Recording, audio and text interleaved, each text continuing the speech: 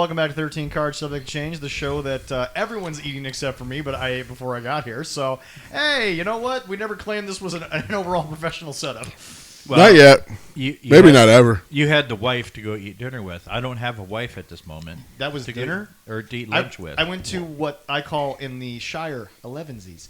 But anyway, I basically eat like a hobbit. So for those of you who I'm having 12s and 13s. I think so is Jessie.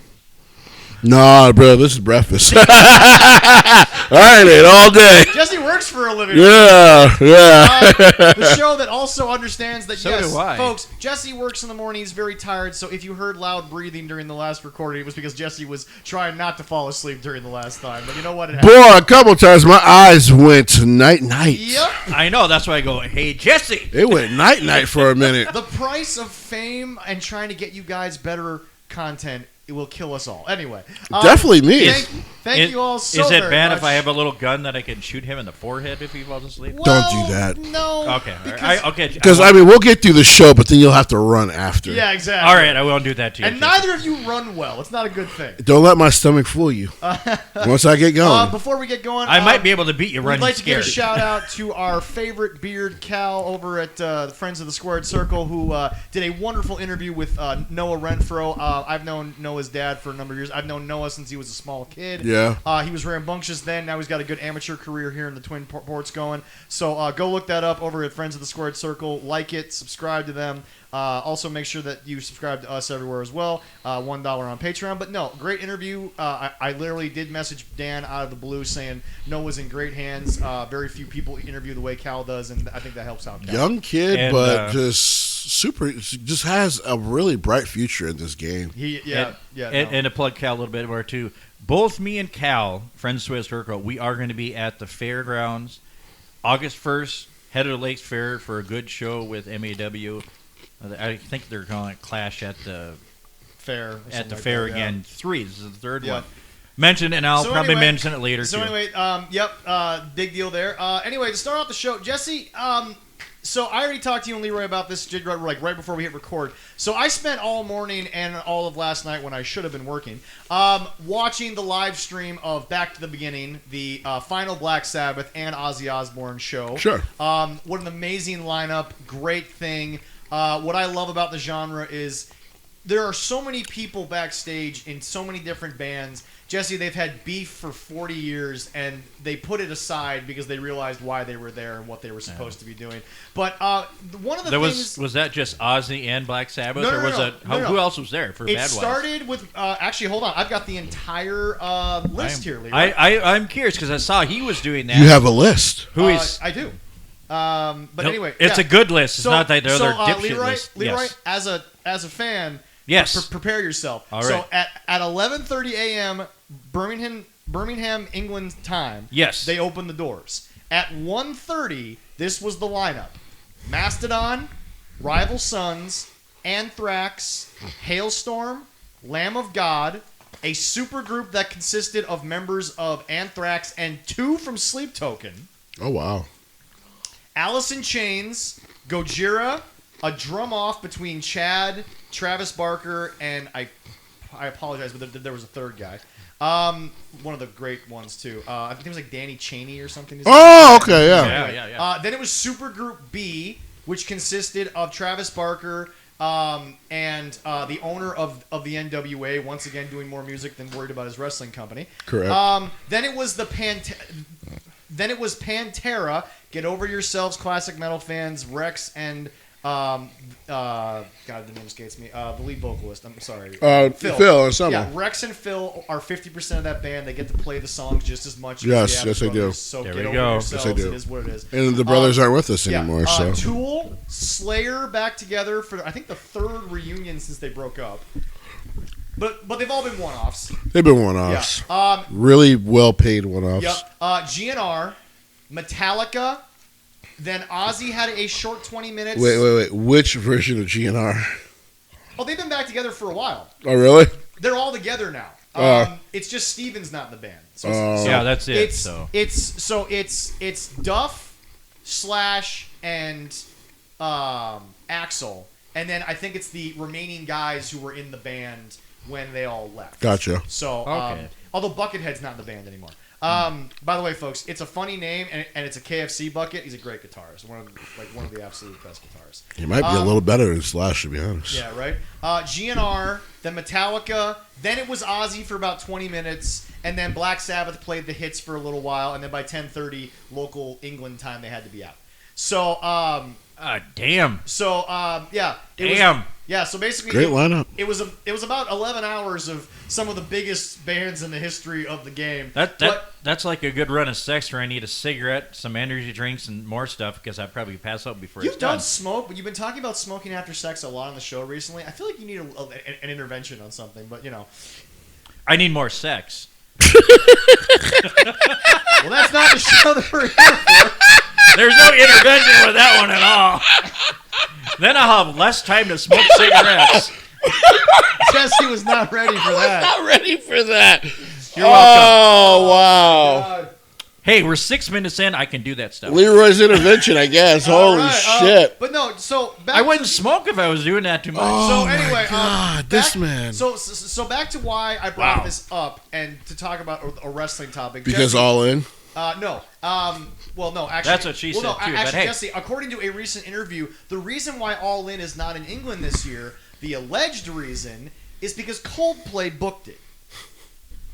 Coldplay can actually sell out Wembley, though. Well, yeah, there's that. But anyway, so no, but no. The reason why I want to say is, so I read that lineup. And I'm glad you brought that up, guys. If you notice, this was about Black Sabbath and Ozzy. No one's going to deny that. But did you notice what I said when I read the lineup? Mastodon opened and Metallica closed before we got to Ozzy's set. Guys, in the world of music, it doesn't matter if you come together for the most charitable reason you can think of. There's a hierarchy in music, and people know the hierarchy. Like, let's be honest, folks. Nobody went on after Kiss. Right. That's not how it worked after they got to their peak. So when you sit there and you say, well, wait, Metallica, but all these other bands, the big four. Guys, Metallica's always been on another level, and the other bands other than Dave Mustaine can actually just admit that. Right. They can actually just accept the fact that, Jesse, they sold more records than half those bands combined. Well, sure. As good and as much as I love all those bands. So what I'm getting at here, people, is... Is both your mics falling apart there? Your stands? well, we gotta get new mics. We got to get new stands. All right. Yeah, but anyway, but what I'm getting at here, everyone, is when you convert that into wrestling, right now, there is obviously a lot of companies that are coming up and doing a bunch of things, and some of them are coming together, and some are trying to divide the world. Jesse, TNA has been around now for almost 20 years. Yeah. Longer than that, probably. Yeah, I mean, like, I think they've like been almost around a really close to long 25, Right, yeah. exactly. But, Jesse, do you think TNA is looking at themselves and saying that when we started this partnership with WWE, even though we've been around for almost a quarter century, we are on, like, they were never stupid and had this weird idea that they belong on the same level with WWE. Oh, well, right. Well, not now, right. But what I'm getting at is that, Jesse, there is a company with 25 years of history, have had some of the greats on down come through those doors, whether it was for a week or it was for 7 years. Right. And yet, for some strange reason, metal fans want to sit there and they want to make fun. First of all, guys, everyone who booed Dave Draymond, I said on last week's show, and I think it was 2 weeks ago, either way, I'm done with the whole getting mad at whatever side you pick in this Free Palestine thing. There's shit all over that place, so please drop that crap. But anyway, no, Jesse, we understand that in the world of music, nobody goes on after Metallica except for the guys whose show this was about. Correct. And even Metallica will sit there and tell you, we didn't go on after Motorhead. Right. We don't go on after Black Sabbath. And Right. we don't go on after Ozzy. Like, these are things we don't do. Right. But Jesse, WWE is in a place in wrestling where they are the headliner. They're the ones selling the tickets. Yeah. So, like, when a wrestling... And what's funny to me is there are other wrestling companies who are supposed to be the indie companies that they're working with WWE. Once again, someone from the show that we all know mutually wants to continue this lie that British wrestling was killed by WWE, which has been factually disproven a number of times, not only on our show, but in general. Yeah, I tell you, TNA 2002. Okay, so... That's when they started. 23 years. So almost yes. 25 years. Yeah. But, like, what I'm trying to you're get very at close is to that, guys, there is a hierarchy. And you know what? I don't think Pantera did bad for themselves. I don't think Alice in Chains did bad for themselves. I don't think any of these bands, Jesse, can't say that they don't have a certain lifestyle doing what they did. But Jesse, they also understand the hierarchy. Right. When you come together, even to celebrate, there are levels to the game.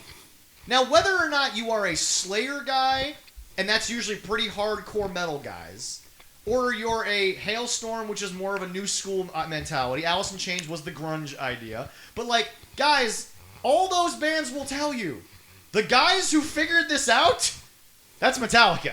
Uh-huh.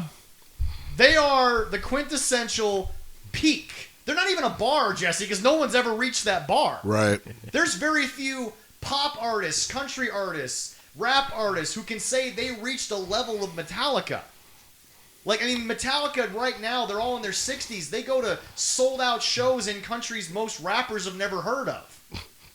And, like, you know, Jesse, it's interesting. Gary Holt was recently asked about Sleep Token. Okay. And Gary Holt said, there is a weird section of the fans, of which I broke myself away from, much like I broke myself from the Young Bucks section. Not even trying to make the joke yet. Gary Holt said, so why does it have to be all the old heads headlining every time? Why can't it be new school? Right. Why can't we just be happy that a band that considers themselves metal, and by the way, for those of you who don't see a YouTube link, we got some camera issues. We apologize. We're going to work on it. But anyway, but it's like, Jesse, Gary Holt said, why not just be happy for the new guys? Right. It can't be Metallica, Iron Maiden headlining every metal festival. They can't do that anymore. They're not able to make that run anymore. Right. It doesn't work like that. So, like, to all the toxic IWC people, there needs to be an acceptance of new, but then there also has to be an understanding of hierarchy. There has to... And there's two things we're going to tackle here. Number one is the fans of AEW who think that AEW belongs on the same level when clearly they don't have the same production, they don't have the same level of stars. I'm sorry, they don't. They're stars in the IWC. They are not stars to a mainstream audience that ultimately pays the bills. Now, when it comes to accepting new, there's also, because you guys want us to be honest about both, there's also a section of wrestling fans that need to understand this, and this is where the hierarchy comes in. You have to understand the hierarchy, right, but it doesn't have to be such set in stone that new things can't happen. Right. In all honesty, Jesse, like, let's ask from this perspective. Sure. What was Hailstorm doing on a bill with Metallica, Iron Maiden, Metallica, Mastodon, God, Lamb of God, all those guys? They're new. She's been great to the metal scene. And she's been accepted by the fans because the old heads said, no, she belongs here. Right. What bothers me is what Gary is saying is that if the old school guys accept them, why can't you? Right. And yes, I had to eat crow with the baby metal thing. I've chronicled that. We all did. Yeah, but like, Jesse, here's the thing. You guys want to sit there and you want to tell me Finn Balor's not a star, even though Triple H keeps trying to make him into one. The problem is, and this is what I'm getting at wrestling-wise, Jesse, Stone Cold, at 38 years old, isn't walking through that door anytime soon. We're going to talk about him, the wrestler. The Rock is not walking through the door and running 20 years anymore. Right. Like, Jesse, the biggest problem with the hierarchy is understanding it, but then also accepting that there needs to be new people in it, and that's what this whole thing was about for Ozzy and Black Sabbath. Now, Ozzy will probably record for a few more years because he's got nothing else to do. That's just who Right. Ozzy's always been. But, like, we're sitting here, Jesse, and we got to see a great shot of the past, but we got to see a lot of new... Because Tobias Forge was there from Ghost. Not a big Ghost guy, but he did a great rendition of Bark at the Moon, so hats off to him. But, like, Jesse, in wrestling, people don't get that the hierarchy can't continue, and we need to start accepting that Triple H is trying to build stars, but the problem is that you guys don't accept the fact that he's trying to give you the new school, Now, those who want to say, well, so's Tony. No. The problem with Tony is that Tony doesn't get that he hasn't built these yet. He's trying to use everyone for who they are. In Tony's world, the Metallica, that's Okada. And probably Kenny. No one's going to take that away from those two guys. But Jesse, the fans of AEW, the sickos, the diehards, they're not accepting Tony's new people. A, because he can't build them right. But B, and correct me if I'm wrong, they're not reacting the way that they're supposed. Like, they're not buying. Like, Jesse, you watch an AEW show, there's still Stone Cold t-shirts out there. Yes, there are. There's still WWE Hulk Hogan shirts out there. Like, people got to understand something. You watch the past and don't realize that's what got you into the genre. It's what got you into the sport. But the difference between wrestling and music and real sports is, Jesse, in real sports, you're forced to accept the new people because contracts change all the time. Guys retire and they stay gone because at 50 years old, Shannon Sharp's new hips are not going to allow him to take a hit from a 20-year-old linebacker. No. See, I think some people have to get past their hatred of Vince McMahon, and you got to look at Triple H with WWE. You have Evolve. From Evolve, you go to NXT. From NXT, you get on the main roster.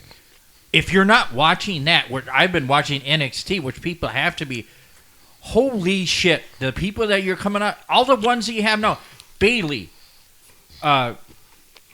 Charlotte, now, everybody, that is the main one for that Triple H made. Now that's interesting because, see, Jesse, Bayley is considered in this, scenario. Hey, Bayley is Izzy. She's Hailstorm. Mm-hmm.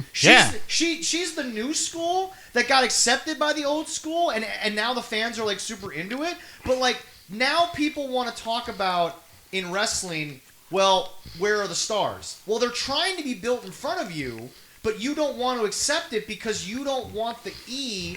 Because, yes, the E is like Metallica in the sense of, Jesse, there are the arrogant moments of the past where they did try to hold people down. They did create their own insular sort of thing. But at the same time, Jesse, you've chronicled before, Metallica kind of had to be that way for a little while in order to carve out the legacy they have. Sure. But, again, that's the old school Metallica, and now you see those four guys up there telling you throughout the whole set, no, we know why we're here. We're happy to play for you, but we're not here without the guys playing after us. Right. Mm-hmm. And in wrestling, there's famous tales of people who try to hold on to the money spot for too long. Like, I mean, we get that. But then people come along like a Gary Holt, who's played in Exodus, Slayer for all those years after they lost the original guitarist. Right. But, like, why can't we listen to, and people are going to find it weird coming from me, just love wrestling? But again, we're the ones who actually say just love wrestling. But the beauty of wrestling is the beauty of music. It's subjective. If you want to criticize, that's part of the reason why you get in the business. Right. Is you're going to create friction. You're going to create this divide. Right. For so many years, people didn't think that the hair metal belonged in the same category. But then when everybody got older, they realized, Jesse, Motley Crue and Poison could play. They could stay on a stage with these guys. Motley Crue could. Hey, I know you've never been a big Poison guy. you never, dude. I saw them twice here in Duluth, back-to-back summers. They put on a damn good show live. I have seen, in my life, rock shows, rap shows, EDM shows. I've seen some drag shows that are absolutely wonderful. Yeah. Drag shows, yeah, a few of them. All of them were better than Poison. Oh, wow. Yeah, all of them. Really? All of them. Well, I brought a lady friend the second year, and she was amazed because I got a front row center to Poison. That's, when you can get those tickets for like $30. No, I paid a little bit more for that. But Jesse, made some new like, friends when I did that, too. Jesse, it's just like, let's speak to the fact about what my overarching point is, throwing all that information to everyone, is, guys, the wrestling business is having a hard time growing because whether or not the majority of the fan base wants to admit it or not, you want the Attitude Era back and you refuse to accept the current stars. And so when you say Triple H hasn't made a star, it's like, hold on. Triple H has failed? Can or I you name just off don't a accept few? them? Can I name off a Please few? do. Braun Breaker. Tiffany. Okay, pause. Still too new? That's not what I'm getting at. No. Hold on. Oh, hold on. bigger than that? Well, no. Finn Balor is a guy that everybody looks at right now and says, why is WWE trying to convince me of how great this guy is? And I would look at you and say, Jesse, he doesn't have to prove anything. He just got booked like shit by a guy who didn't understand him. If you want to go in that, Finn Balor, Damian. I gotta say though, Braun Breaker is a great guy to bring up because that's a guy who's but he's still kind of too new for what I'm trying to get at. Oh, because I was gonna say he's been in their system now for 4 years. And he's if a you want to megastar. About that, Carries himself great. I'm not going to put Seth Rollins in there because he already established. No. Seth is perfect. Seth is one of those guys. The perfect guy for this argument because Seth Rollins. How about Drew McIntyre? Hold on. We got too many people here. All right. I love you, Leroy, but boy, sometimes you are the freaking shiny object, and I love you for it. But no, it's just no. I love Seth shiny Rollins objects. is the prime example. Jesse, people want Seth to be the Triple H of Evolution so bad that I think, yes, there's been some misfires with this whole Seth thing, but I don't think it's as bad as a lot of the people on the internet are trying to get you to believe it's been. Well, no, it's not. It's like I've told people. I don't think it's the group is bad. It's something's missing here. Right. Like that's been the whole thing with this group. But hold on, something missing is not it's crap. It's just there's something that needs to happen. Well, yeah, no. Well, because everyone always will go like, well, if something missing, that means it sucks. Just say it sucks. And it's just like, no, you suck because you can't think in like rationalities of this is not bad. It's just something's missing. I could go to the AEW side. I still like MJF with the Hurt Business. Something's missing still. Something about MJF with the Hurt Business, Jesse.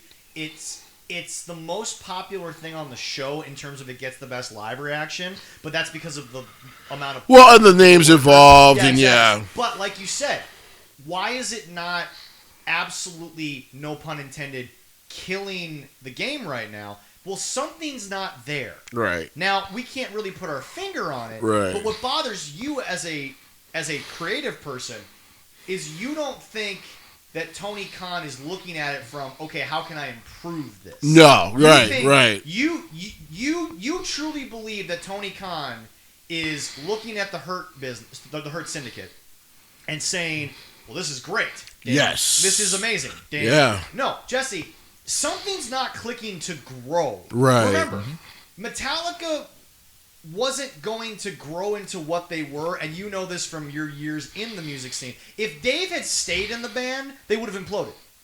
Probably. Dave, probably. Dave had to go, and Yeah. I understand a little bit why he's still, a bit bitter about it, but like you still did okay with Megadeth. Like, I mean, you've done very well with Megadeth. He has done. Yeah. But Jesse, it's that jealousy in him that can't see past the fact that while he has sold tens of millions of records, he's looking at Metallica selling hundreds of millions of records. Right. But he can't understand that if he just stuck to trying to make Megadeth the best they could, I think maybe they would have grown more than they even did. I agree. And if you look at AEW, they're finally starting to sort of stick to their own thing. Right. But the problem is that, Jesse, we have a booker and a promoter and an owner who thinks and has thought since day one, wow, this is the best thing going. Now, yes, the 300th episode of Dynamite had a nice live crowd. We'll talk about the ratings because we have to because they were that bad. The numbers were... Hold on. I saw that. But Jesse, AEW 300 Dynamite was the absolute perfect example of why have they sold out in moments. Because it was a happening. They got to go to the 300th episode. So, Jesse, remember, this is AEW's forte. The first time we do something, everyone wants to show up. Everyone wants to come. People want to travel. Can you do it again? So it was 300 Dynamite, but then I saw it was 100 Collisions. Is that right? Which, so that was the same week? Yes. Same taping? Yeah, yes, but in fairness, no one's cared about Collision since day one. Well, hey, I'm impressed. Punk tried. I'm impressed that it's still 100 100 episodes. I Well, mean, because that's good. Collision even more than Dynamite costs the network nothing. Yeah, well, You that's want to good. make a network not care about how long a show runs? Tell them they don't have to pay for it. They'll fucking let that show run Right. forever. They don't give a damn what the rating is. Well, yeah, it's true. But it's just, Jesse, why can we not accept as a community that Tony Khan needs to be sat down or at least told on Twitter by a large amount of people, Tony, there's something missing from your show that is allowing it to be what you think it is. Because one thing Jesse has always told me, and Jesse hates... Are you saying to be what it is and to grow? Yes, because hold on. Okay. One of the things that Jesse, and I learned this about Jesse pretty much day one that I met him.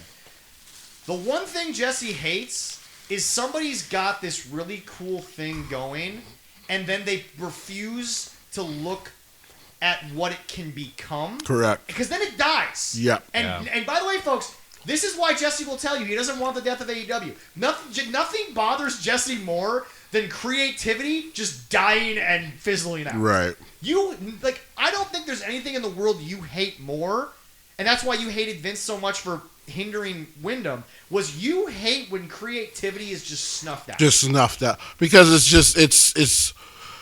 it's the death of storytelling, which is something we all love in its many facets, whether And it not be just in pro wrestling. wrestling, Yeah. music, movies, like TV, books. Like, when you snuff that out, what are we? Like, we're actually not very likable creatures. So, like, that's the beauty about art. And so the biggest problem when it comes to Tony Khan, you brought up should people sit him down and explain to him?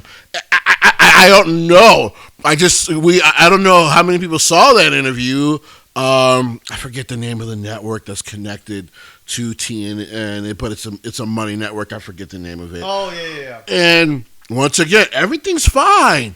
Everything's great. This is the best year we've ever had. Quick And it's question. just like, what are you talking I'm about? pausing you for a second. How many times has he said Hold on, this? That's the problem. You're right. Yeah. You've watched a lot of Triple H since he became the booker, right? Oh, God, I Okay, haven't quick missed much question. of it. Is Triple H ever looking at whoever's interviewing him and saying, yeah, we're fine. We don't need to get any better. We don't need to do anything. No. No, he's always talking about what's coming down the pipe. He's always trying to tell you, I can be better. That's the thing, Jesse. One thing that makes a leader. If he says to the talent, you can be better, what do you think he's saying to himself? Yeah. I can be a lot better. Oh, yeah. He's willing to admit he's not perfect. Listen, those actor shows, whether you want to watch them or not for WWE, They're fun. Triple H always says things like, "Listen, it's not perfect, but we put on what a great show. It's not perfect. You'll always say, not perfect. Some things could have gone better. Like, he's always self-critiquing what they do, because I think there's a big part of him that had to watch his father-in-law there the last 10 years. Think that everything was perfect. And think everything he did was perfect, and you're just like, how can you wake up and be this delusional every day? Well, okay, but to be fair, what you said there wasn't correct. I didn't correct you. Vince never slept, so Vince never woke up and thought that. Vince just thought that. He just was thought always that. going, yeah. And the way Triple H is talking and saying that, it's kind of like a coach talking to a professional team, saying, "Hey, we had our bad points here. And We Nick had Khan's our good points here. and We Nick can Khan's a get great better." GM. Hey, if things fail here, that's on me. That is Yeah. I'm the guy at the head of this table, of this side of the TKO table. So if shit fails, I'm like, see, that's leadership. and if something isn't working, as we say, he knows how to pivot. And he doesn't have to pivot a lot. And like I said, tiny bit. have I liked the releases, all the releases? No, because I still think a lot of that talent you could have used as depth talent in renegotiated contracts. That's why I just don't believe when TKO says, "Oh, we had to do it for certain reasons." But I also look at the WWE side of things and I go, this is why all these wrestlers keep wanting to go here, though, because they hear this, they hear things from former talent that goes, "Listen, if things work out, I would love to go back. The locker room is great. And by There's the way- leadership there." And by the way, we are once again the show championing Yes, we know the last couple of weeks we have not had Jesse tweet Triple H about China. We will get back on that. But Yes, we we're got to also get the that ones- going. Just last week. Yeah, exactly. But hold on, guys. We're Let me so also remind all of you, Mercedes already said she'd like to go back. We're going to remind you motherfuckers of that, regardless of what she's going to remind you of. But Jesse, back to your original point. We're having Beast Mortals dancing like a kid on TikTok. I saw that too. I'm like, what the heck? Once again, the pussy must be fire. It must be.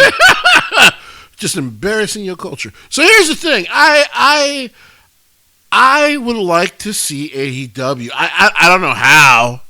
I truly don't know how until the father steps in. Yeah, there's really no light at the end of the tunnel. Presently constructed, is there? I don't know if the dad step in there or somebody else stepping in saying, Daddy stepping let's in. do this. Well, Daddy stepping in and going, you need to be more of a leader to this company is probably the only way maybe some things change.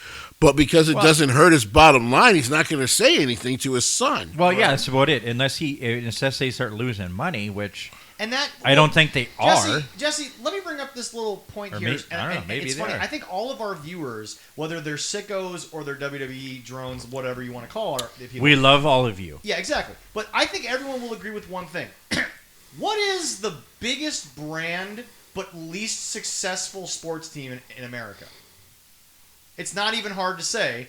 It's the Dallas Cowboys. Oh, yeah. Jesse, in the nobody- last 20-something Yeah, years, Jesse, yeah. no one Yes. claims that Jerry Jones is doing the right thing. Not even Cowboys fans anymore. Yeah, that's true. So, quick question: a guy who is the owner, GM, arguably a coach, writing what to do because he hired one of the most lame duck hires I've ever fucking seen.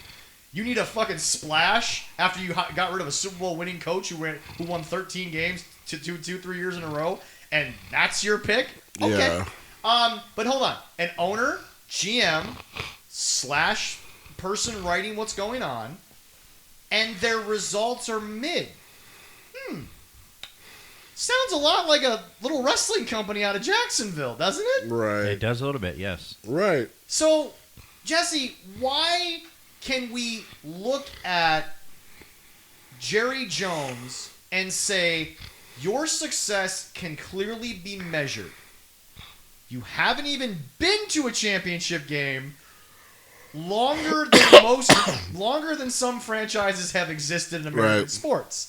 At this point, the Super Bowl will have the Savannah Bananas doing the halftime show before the Cowboys get back to the NFC Championship. At least they would have earned it. Exactly. Yeah. I want to see that. Bro, the Savannah Bananas now have 4 teams. There's a full league. Oh, really? Dude, I didn't know that. They blew the fuck up. Oh. They now have a full league with 4 teams. Oh, wow. The Savannah Bananas are making bank, bro. But no, Jesse, we can measure the success. Is it because it's real sports and there's a title at the end of it? We can measure it. Why we don't look at Tony and say, but Tony, your success can easily be measured in the same metrics that WCW and WWE were fighting over 20 years ago. Ratings. Ratings, sales, ticket growth. The fact that you have a show that everyone's like, man, look at those numbers. So let me get this straight. You're happy that there's going to be 23,000 people in an arena that seats 80? It's terrible. 80,000 people if you use the floor. And then had the unmitigated fucking gall with all the cocaine in his system to announce they're going back to Wembley. I'm like, this. What, 10,000 people? I'm like, this nigga learns no lessons. He bro. just I didn't see that. Yeah. Yeah, no. When are they going back next year? Next year. When he did, I think, was that the Rich For Eisen All interview, In? or was that the other interview? It might have been Rich Eisen. So Where, Leroy, where are Leroy, they going back to Wembley Next year for All In. For All In? Yeah. No, Leroy, that's why I made the joke about Coldplay. He said we're going home. Coldplay booked the arena. Yeah. But Coldplay can actually sell out Wembley. As much as I don't like Coldplay, because I think Peter Griffin was right. Hey guys, let's write a song that isn't whiny bullcrap. I don't like Coldplay. Fuck it. But here's the deal, Leroy. They're not at Wembley because Coldplay booked the stadium. But Tony jumped on that and booked the stadium for next year. So they're going back, even though the second show they did, Jesse, was like 1/4 less people. So what, now you're going to go to Wembley Stadium for a 10,000 seater? The fuck are we doing? European fans didn't want to go go the second time? Why would they go back a third time? Like right now, I'm looking. I was wondering about ticket sales for All In so far. 17,485. And the setup's only 23,000. Yeah. I want everyone to know when I do my told you so's, it's not me trying to taunt, because I was one of the saddest people in the world when TNA, I saw TNA being run the way it was, in Hulk Hogan getting in Dixie Carter's ear and all that shit, because TNA was such a beautiful product. We have to blame Eric Bischoff for that as well, because Eric Bischoff, Vince Russo, but before those guys were there, they were awesome. It was, you know, of course, the guy who was running it for a short time. There was Jim Cornette there, and you saw, man, the future of pro wrestling, that they can get some production behind them. TNA is kind of nice. It was Jeff Jarrett and his dad. Right, but Jeff Jarrett did the smart thing. He was like, I'll be a part of the main event, because that's all he ever wanted to fucking do anyway. Yeah. But I'm gonna let these other guys do the other parts of the wrestling business. But Jim always agreed with Jeff on that. Yes, because Jeff was the biggest name they had. Correct. Now, yes, did Jeff somewhat selfishly use it to give himself the title? Sure, you know what? That's fine. But Jesse, to be fair, it wasn't like NWA was running shows. Right. So I don't blame him for that right. shit. So, well, it was a joint NWA when they first started. Right, but what I'm saying is NWA didn't have weekly shows. No. They did. So Jeff Jarrett was kind of it was kind of a dead. title. It was kind of a dead promotion at that point. It was. And so, by the way, side note, your thoughts on Christopher Daniels not putting himself on the TNA Mount Rushmore? he's just too humble of a guy, but he absolutely totally deserves to be on that. Deserves to be there. Who are you taking off though, based on who he said? So I would put him, AJ Styles, for fucking certain. He put AJ. Yeah. He put Joe. Okay. He put Kurt. Ooh, that's the name I'm not so sure about. Here's why. I wouldn't put Kurt on there. Kurt had some of the greatest fucking TNA moments ever. Kurt. I'm not even gonna call it Kurt. You know what I'm gonna call it? Peak Kurt. I'm gonna call it Crazy Shawn Michaels Kurt. Okay, yeah. Because people forget. Okay, that does. Shawn Michaels, like between '93 and '96, before he stepped away, was probably, and even if I go back and watch all that Japanese wrestling back then, he was probably the best motherfucking performer on the planet. And even when he went to go, they let him go wrestle in Japan. He proved there was no second place. Oh no, absolutely. And I love Misawa. Misawa would have told you, no, that's the best motherfucking pure wrestler on the planet. So before we get back to our point, his Mount Rushmore was AJ, Joe, Kurt would come off, and Jeff. I wouldn't put Jeff in there. No, I wouldn't either. And you listen. You're a big Jeff Jarrett guy. If there is one black dude who loves Jeff Jarrett more than the little midget man, it's me. I love me some Jeff Jarrett. I still listen to the podcast. I love Jeff Jarrett. We cannot go to a wrestling con and he's there, and I'm just not like, guys, you have to take all the work. I have to go harass this man. I have to. And you're singing his theme song as you're walking. We'll probably start laughing and shit because he's gonna be like, I love this dude. This dude loves me and I love him. I love me some Jeff Jarrett. By the way, one of the only reasons as a kid I actually watched WCW in the 90s was for Jeff Jarrett. So, I love Jeff Jarrett. So, okay, yeah. So... But one of the best things they ever did, if you need to turn me down, go ahead. Yeah. But one of the best things TNA did for the longest time was build stars. Yes. And AEW has failed to do that. Remember, AJ Styles... In the interview with Stone Cold, literally shot down the internet's thing of like, well, WWE missed on this guy. AJ said they shouldn't have hired me. Right. At that point in time, I would have been a fucking dead fish. He just wasn't experienced enough to come over here and do anything. God, no. See, for me, I don't know if I'd put Jeff Jarrett maybe, but yeah, Christopher Daniels, AJ. Samoa Joe. Joe's got to be on. But then the next one, the only one I could put in there, which it's me, people might sound I'm weird by doing it, is maybe Abyss. He's a great shout. I'm going to give you one better, and this one might shock a few people, but I believe this in my heart. All right. It should be AJ Styles, Christopher Daniels, Samoa Joe, Gail Kim. That's a great one. That is a good one. Tell me why Gail Kim wasn't important for the growth of not just women's wrestling, but that company. They sold 3 pay-per-views on her and Kong. Yeah. Those two, that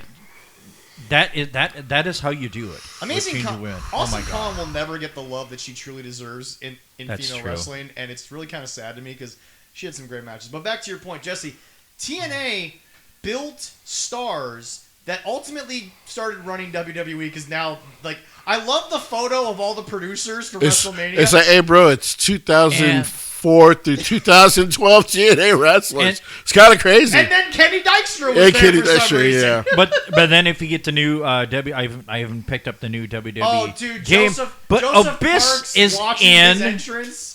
I felt so happy for him. I yet I'm love Abyss being in the I'm game. fucking mad. That's awesome. Because TKO paid for that music for the game. But they won't get...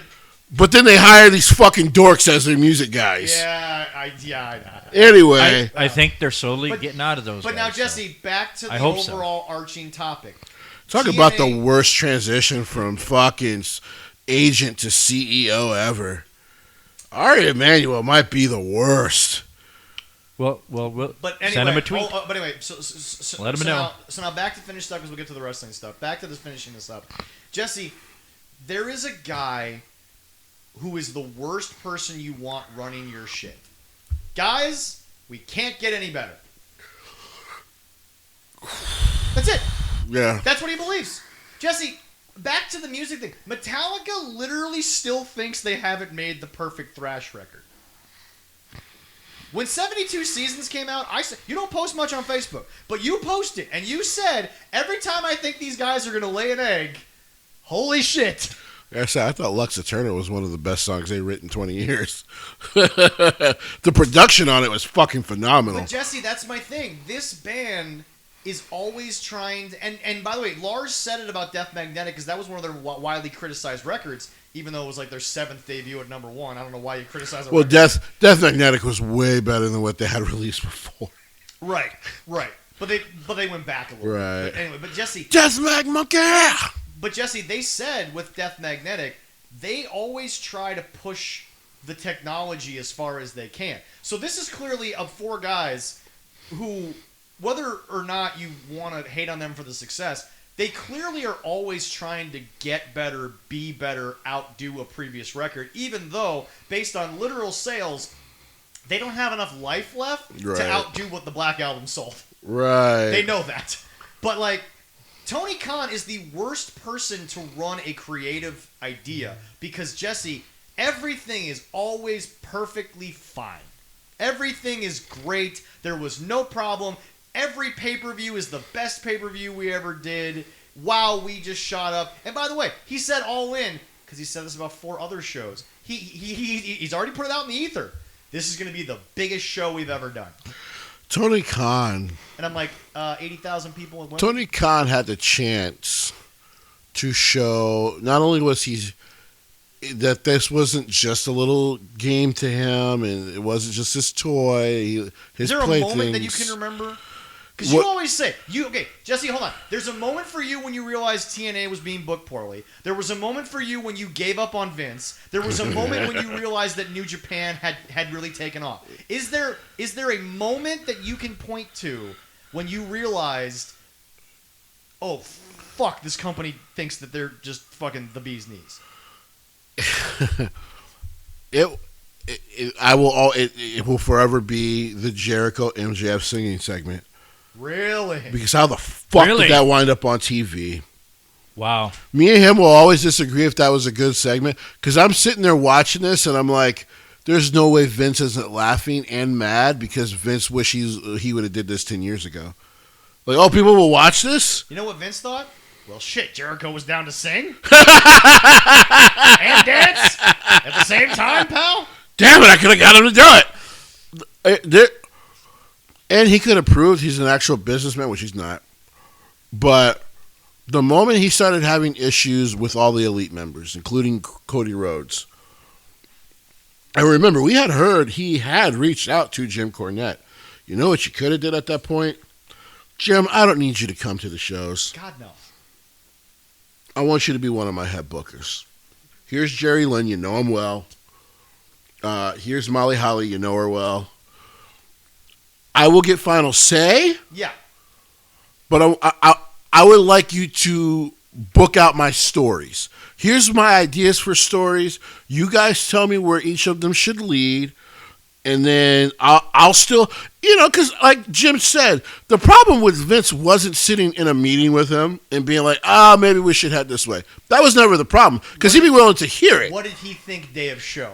Correct. That was the Vince. Because 2 days before he might be like, fucking love your idea, we're going to do it. And then you show up to work and it's like, so I scrapped the whole thing, pal. What? Why? I saw someone comment this the other day because one of the wrestling pages decided to say that you've got Jerry Lynn backstage, kind of like we always do. And somebody had the nerve to comment, what the hell does Jerry Lynn know about storytelling?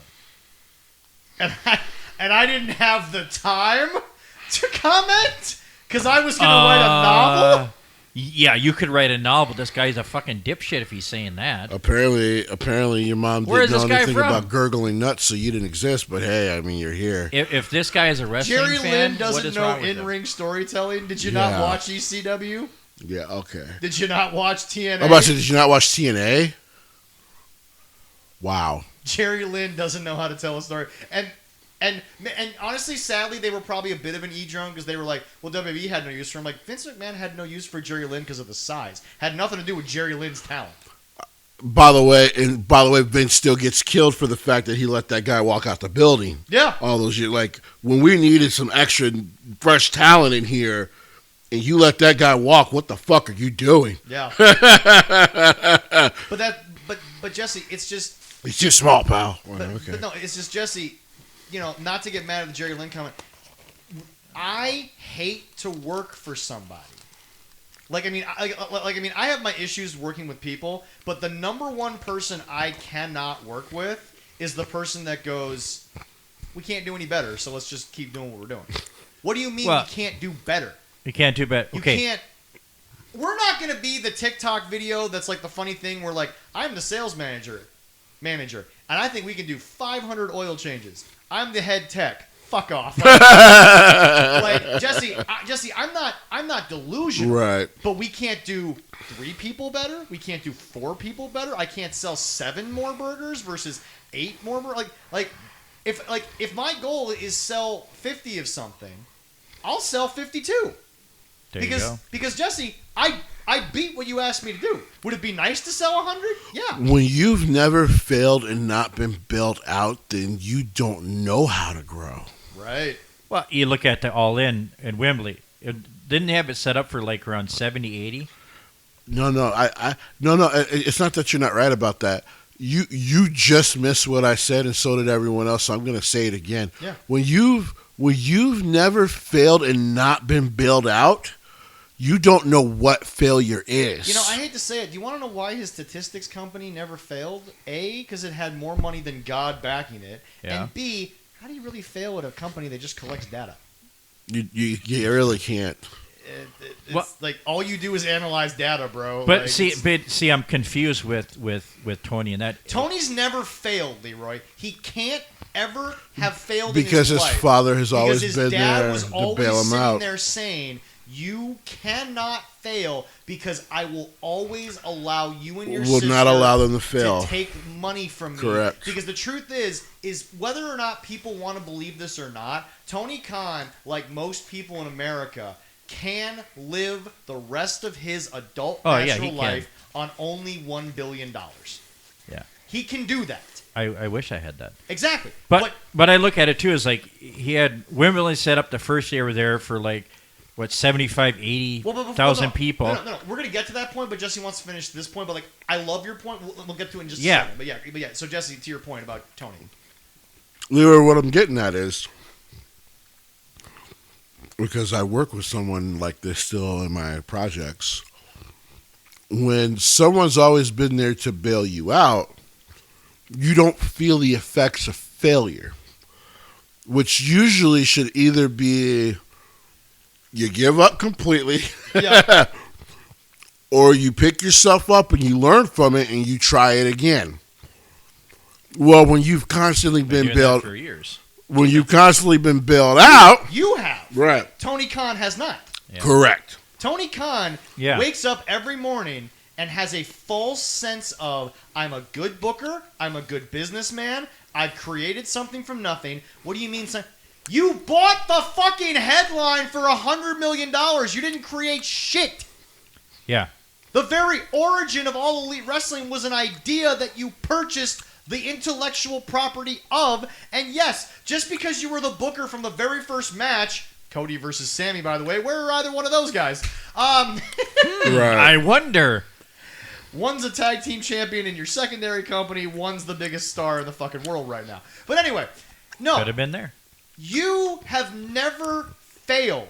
Vince McMahon technically failed because Jessie, his father, made him buy the company. Correct. It was now, yes, Vince always resented his dad for it, but quick question. Vince Sr. is Shad Khan, right? Mm-hmm. Yeah. WWF just becomes AEW, but 40 years earlier. Right. Vince just sits there and realizes, because Vince was always trying to outdo his dad. Right. Vince was always motivated. Now, yeah, should he have done a little therapy and gotten over it? but that's the thing. What motivates greats is failure.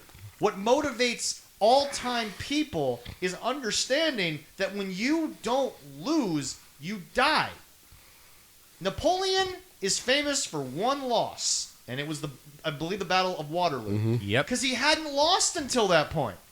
And then he was basically a nobody after Waterloo because that was his moment. Tony Khan can't hit his Waterloo moment because he's over 40 and he's literally never failed a day in his life. Alexander the Great was one of the best conquerors of all time.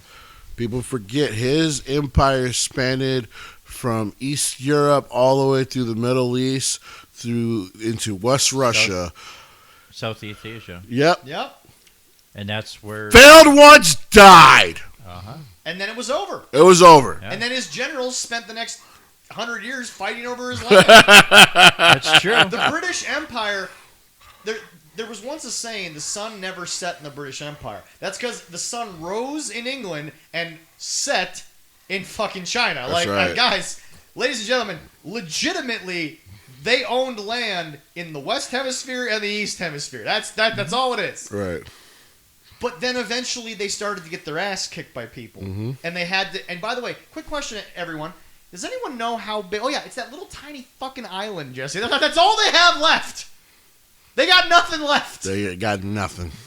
In comparison to what they used to have, they ain't got shit. Correct. You get that little fucking island out there in the fucking middle of nowhere. That's what you get, motherfuckers. That's why king and queen are only ceremonial there now. Yeah, pretty fucking much. Well, you look at Vince, too. You got to remember, too, is if people do their research and know, WrestleMania, his first big thing, Had it not worked out, they would have been fucking flat broke. he bet the farm, He his life, had and his no family money. on. He put everything he had into that. People don't realize. Stephanie might have really been sucking dick for the family Hey, had she that probably show would've. failed. Like, for real.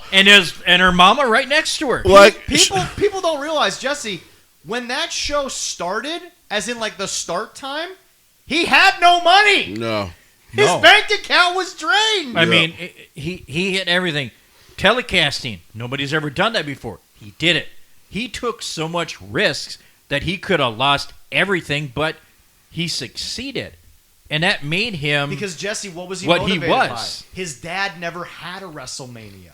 His No. dad never created a yearly event that brought this many people from all over the world. And especially back then, he was motivated by failure. Do not fail again. Cannot fail again. Yeah. Because I finally have this company. Absolutely cannot fail again. Yep. And And he wanted to do better than his dad. to he did. give to like I told people to give Vince Vincent Kennedy McMahon Jr. credit, he succeeded on an insane level. But that's because he's had to fail a few times. Mm-hmm. This guy has never had to fail and not get bailed out. Jesse, think about this. In your 40-some years on this earth, which, yes, especially compared to Leroy, is the blink of an eye. Blink of an eye and a good fart, maybe. Exactly. Jesse, in your lifetime, your father was already a billionaire, has purchased the Jacksonville fucking Jaguars, which are an NFL franchise, which... Sorry, soccer fans, they're bigger than Fulham. I don't care what you want to tell me. He didn't purchase AC Milan or Liverpool over here. He bought Fulham. Bro, they go play in Wembley for fun. That's how big the NFL is. They play in Wembley for fun. Guys, when all of you... when you can go play in your biggest stadium for the lulz, you can talk about who's got money. Dude, the Vikings are playing in Ireland and then England. They're just staying there for the whole week, and it's one of those situations where... For the lulz. Bro, the NFL's just giving these guys a vacation. They just got to play 2 games. Right. And damn, we got a lot of fans over there, dude. Jesus Christ. But no, Jesse... You have a lot of Irish fans, right? Because they understand depression and drinking while watching their favorite team. Yeah, but we have a good following in fans England, are fans. too. By the way, but Jesse, if they understood Jets' pain, they'd just be jumping off. No, people go to Jets games Yeah. because they're waiting for the failure. Yeah, because it's man, son, I want you to see. You see how they're so successful these first 3 quarters? Watch how they fucking blow it all. The Jets are a life lesson for those who aren't hardcore Jet fans. That's what they are. I thought being a Vikings fan was that way, too. No. No, if you've never watched your team and been like, God, I can't be anything like them, then you have not learned a life lesson. Okay. Oh, yeah. But see, Jesse, that's the I'm thing. not going to stoop that low. In your lifetime, you and your father ain't failed a fucking minute. Because your sister's a lawyer. Right. She's probably failed a few cases now and then. I'm sure she has. But Jesse, where has Tony ever failed? Yeah. The only major things he's done is his statistics company and AEW. Right. Folks, neither of those things were ever going to fail. And I'm sick of the comments on social media. You just want AEW to fail. No, I actually know they can't fail. Right. The only way they fail, is if Tony Khan gets bored. Exactly. Is if he wakes up one day, because you want to know what's funny? Bet you if New Japan offered him, but in the contract it said you have to close all Elite Wrestling, he might do it. He might do it. He might fucking do it. The chance to run New Japan Pro Wrestling? He might do it. He might close down AEW if that's a condition. Really? I don't think that family's going to allow that shit. God, no. If that happened, he might bust a nut and die. Exactly.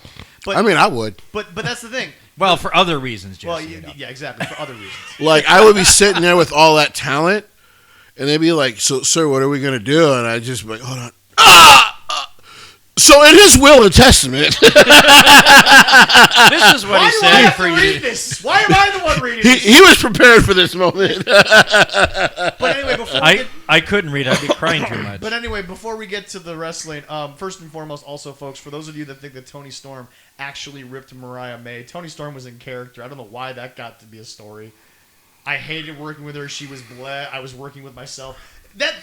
You're talking to timeless Tony Storm, not Tony Storm. I was going to say, this woman has not broken kayfabe in like 2 years. Exactly. But yeah, no, it's just Jesse. That is true. She's actually getting to Roman Reigns' level of that shit. A little bit, yeah. Also, did you hear what Carl Anderson recently said about Roman? Oh, the story about the dude bitching about the tickets, and Roman was just like, "Hey, unless you fucking negotiate your contract, shut the fuck up." And Carl's like, "Yeah, no, he's right." Yeah. Bullet Club knew what the fuck business was. If you negotiate that shit, then you get it. But no, Jesse. So to finish up, and then Leroy, this is big for you too because you watched a lot of companies fail, unfortunately. But again. Name a company that had such a financial backing from the get-go. Jesse, you can't win the lottery and have this much money fucking backing a wrestling company. And to be fair, WWF, like Vince McMahon Sr. had money, but not like what his son got to. No, not even close. No. Like people would say, and we saw it in the documentaries, he would both be proud of Vince and disgusted by him. Y'all do realize Vince McMahon sold the WWE for only $1.5 billion less than the LA fucking Lakers. Yeah. Like, and by the way, you want to know the craziest story about that? Think about this. $10.5 billion is what the LA Lakers just sold for. Leroy, the owner, only bought 51% of the Lakers for $10.5 billion. That's impressive. And Jeannie's still in charge for like 3 years. Right. Dude, She's still the steward. Dude, for think 3 about years. it. $10.5 billion doesn't even get you the full Lakers.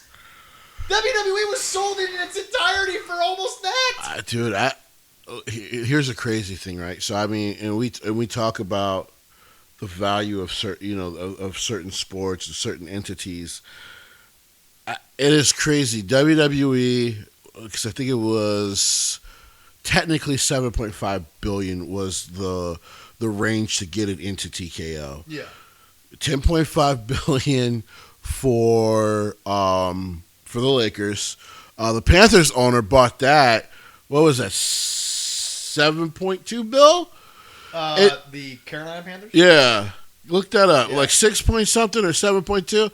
And so, like, as a Jet fan, we're always hoping someone will buy the Jets. And then I always have to remember it's a New York franchise. You're kind of I was off. by a lot. Okay. The Panthers only sold for $2.2 billion. Wow. So, by the way, to be fair, young franchise, only like 27 years old. What was funny to me was when everyone was like, "Wait, why did the Lakers sell for 10.5?" I'm like, the Lakers are arguably the biggest brand in American sports next to Dallas. Don't they have fucking 20-something championships? They have 17. The Celtics have 18. Speaking of 17 championships, congratulations to Joey Chestnut. You took a year off because of a contract dispute, came back, and it wasn't even relatively close. Didn't he set another record? No, he did not. But you know what? It was funny. The guy who won last year literally proved I won because Joey wasn't there. Because you want to know what he did? He did 46.5 hot dogs. Joey did 70.5. He loves the glizzy. All I'm saying is, Jesse, if there was ever a moment, congrats, you got a championship in the middle of one of the biggest dynasties in the history of your sport. Congrats, buddy. I'm still shocked that boy is still alive. Oh, dude, Joey trains like crazy. I don't know, man. Joey's only like 220 pounds. I know. I don't think if the Wilfs put up the Vikings today, someone could buy it for $10.2 billion. No. They're kind of a big franchise. They're total worth right now. now. I mean, the Timberwolves are being sold. They finally got completely sold. There was two reasons they couldn't. Number one, Glenn Taylor's a fucking idiot. And number two, Alex Rodriguez couldn't come up with his end of the money. But then Alex was able to finally come up with the money. Yeah. And then they went to arbitration. And, Mark Lohr, I'm going to put this out there. We're Minnesota fans. We believe you right now that you're never moving the team. We'll see what you say in 5 years. I really hope not. I don't think that. Here's the thing. You know the best thing about owning a Minnesota sports team? You never hear shit. Like, your team can suck for 3 years. The media ain't coming after you. Well, now, Jesse, the only thing that'll make us feel better is if the NBA gives Seattle a team before they move the Timberwolves. That's all I'm saying.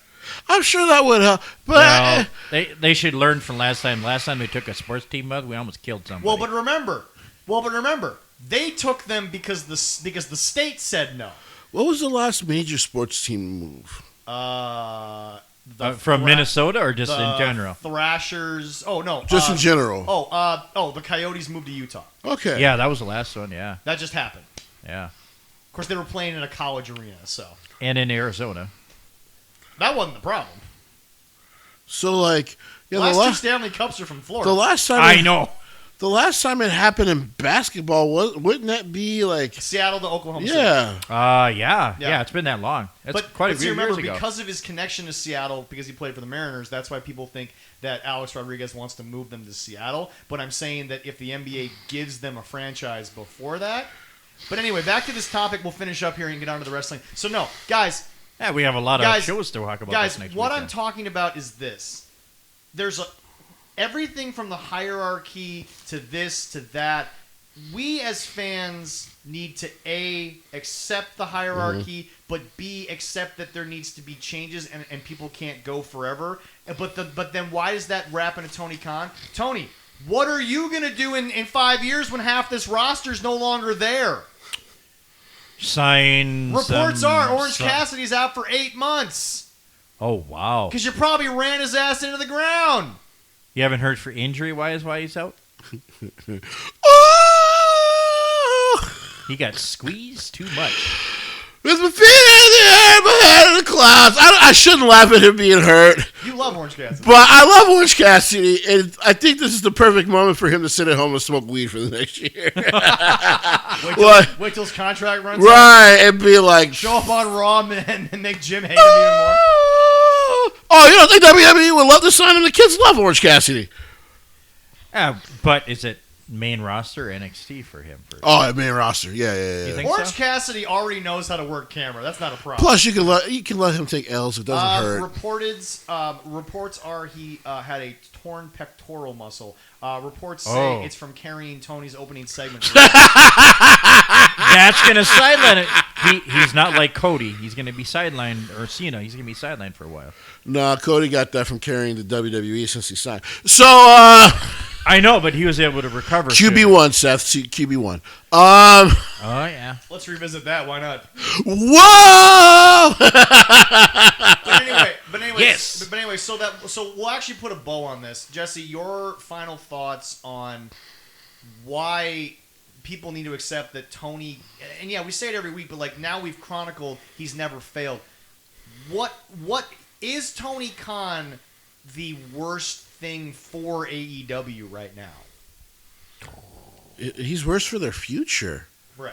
Because I there's so much potential in this company, and like I said, it's not as horrible as it was 6 months ago. Watching Dynamite, I can get through it now and find some good, find some bad. Collision actually isn't so bad. There's more action.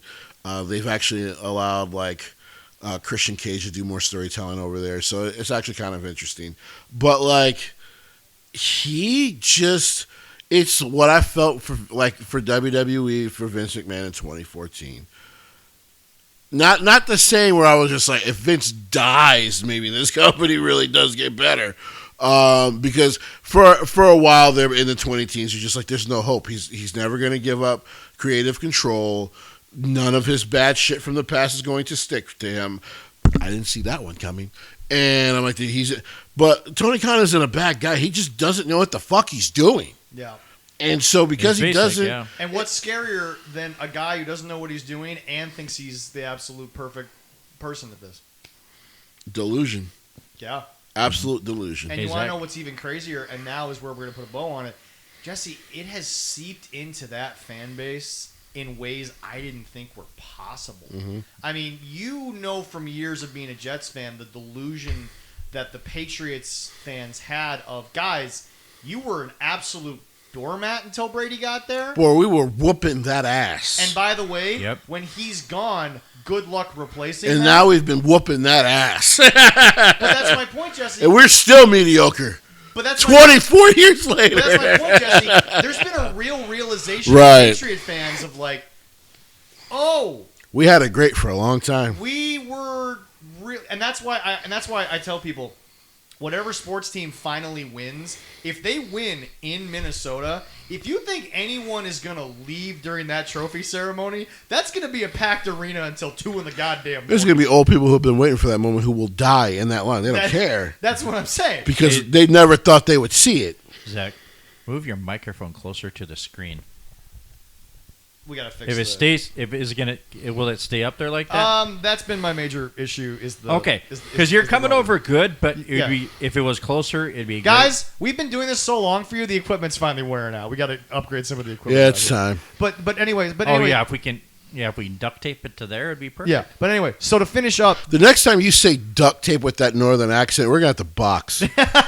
Oh my god, that was tragically terrible. But anyway, Jesse, duct tape. What the fuck was that? Tape. But anyway, Jesse, now here's the point. I've been living in the north too long. I think so. Where were you born? Golly. Actually born in the Garden of Eden. He was born in the Youper of Eden. Golly. The Youper of Eden. That's a new one. right, okay. I am not, and I'm not, and I cannot dissolve where I was born. It's a All right. I can't. Leroy knows where the ark is hidden. Anyway, Maybe. The way that man said duct tape, I almost killed myself. I'm like, man, I've heard that accent way too strong. I gotta go. I gots to go. But anyway, Jesse, I can pick up accents from anywhere. It's a horrible thing. Here's how we wrap it back in what I just said. You knew, though, that the Patriots as a franchise were not going to cause the NFL to be hurt because the NFL is too big. Correct. The problem with the delusion in AEW is that if that doesn't get better, it hurts the overall wrestling business. The wrestling business doesn't have the built-in ability to survive. We need AEW to grow and get better and create more intrigue, because if it doesn't, then we're back to, and yes, it's different because Vince is not in charge. WWE will still have that mindset of getting better, but Jesse, it's hard to get better when you have no competition. I try to tell people AEW is still competition because they're on the network. They're on this. What happens when they get booted to 4 a.m? WWE ain't got to give a shit. Right. You're on at 4 a.m. Half the world's asleep. Well, if Vince is still running, he wouldn't give a shit anymore.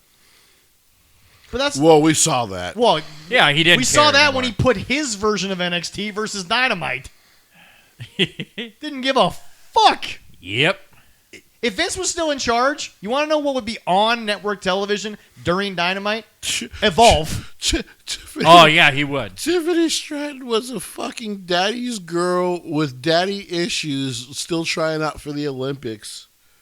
Like, what the fuck was that version of NXT? Tommaso Ciampa constantly talking about being a dad. I'm like, last year this nigga was trying to kill his best friend. Yeah. What are we doing? Right.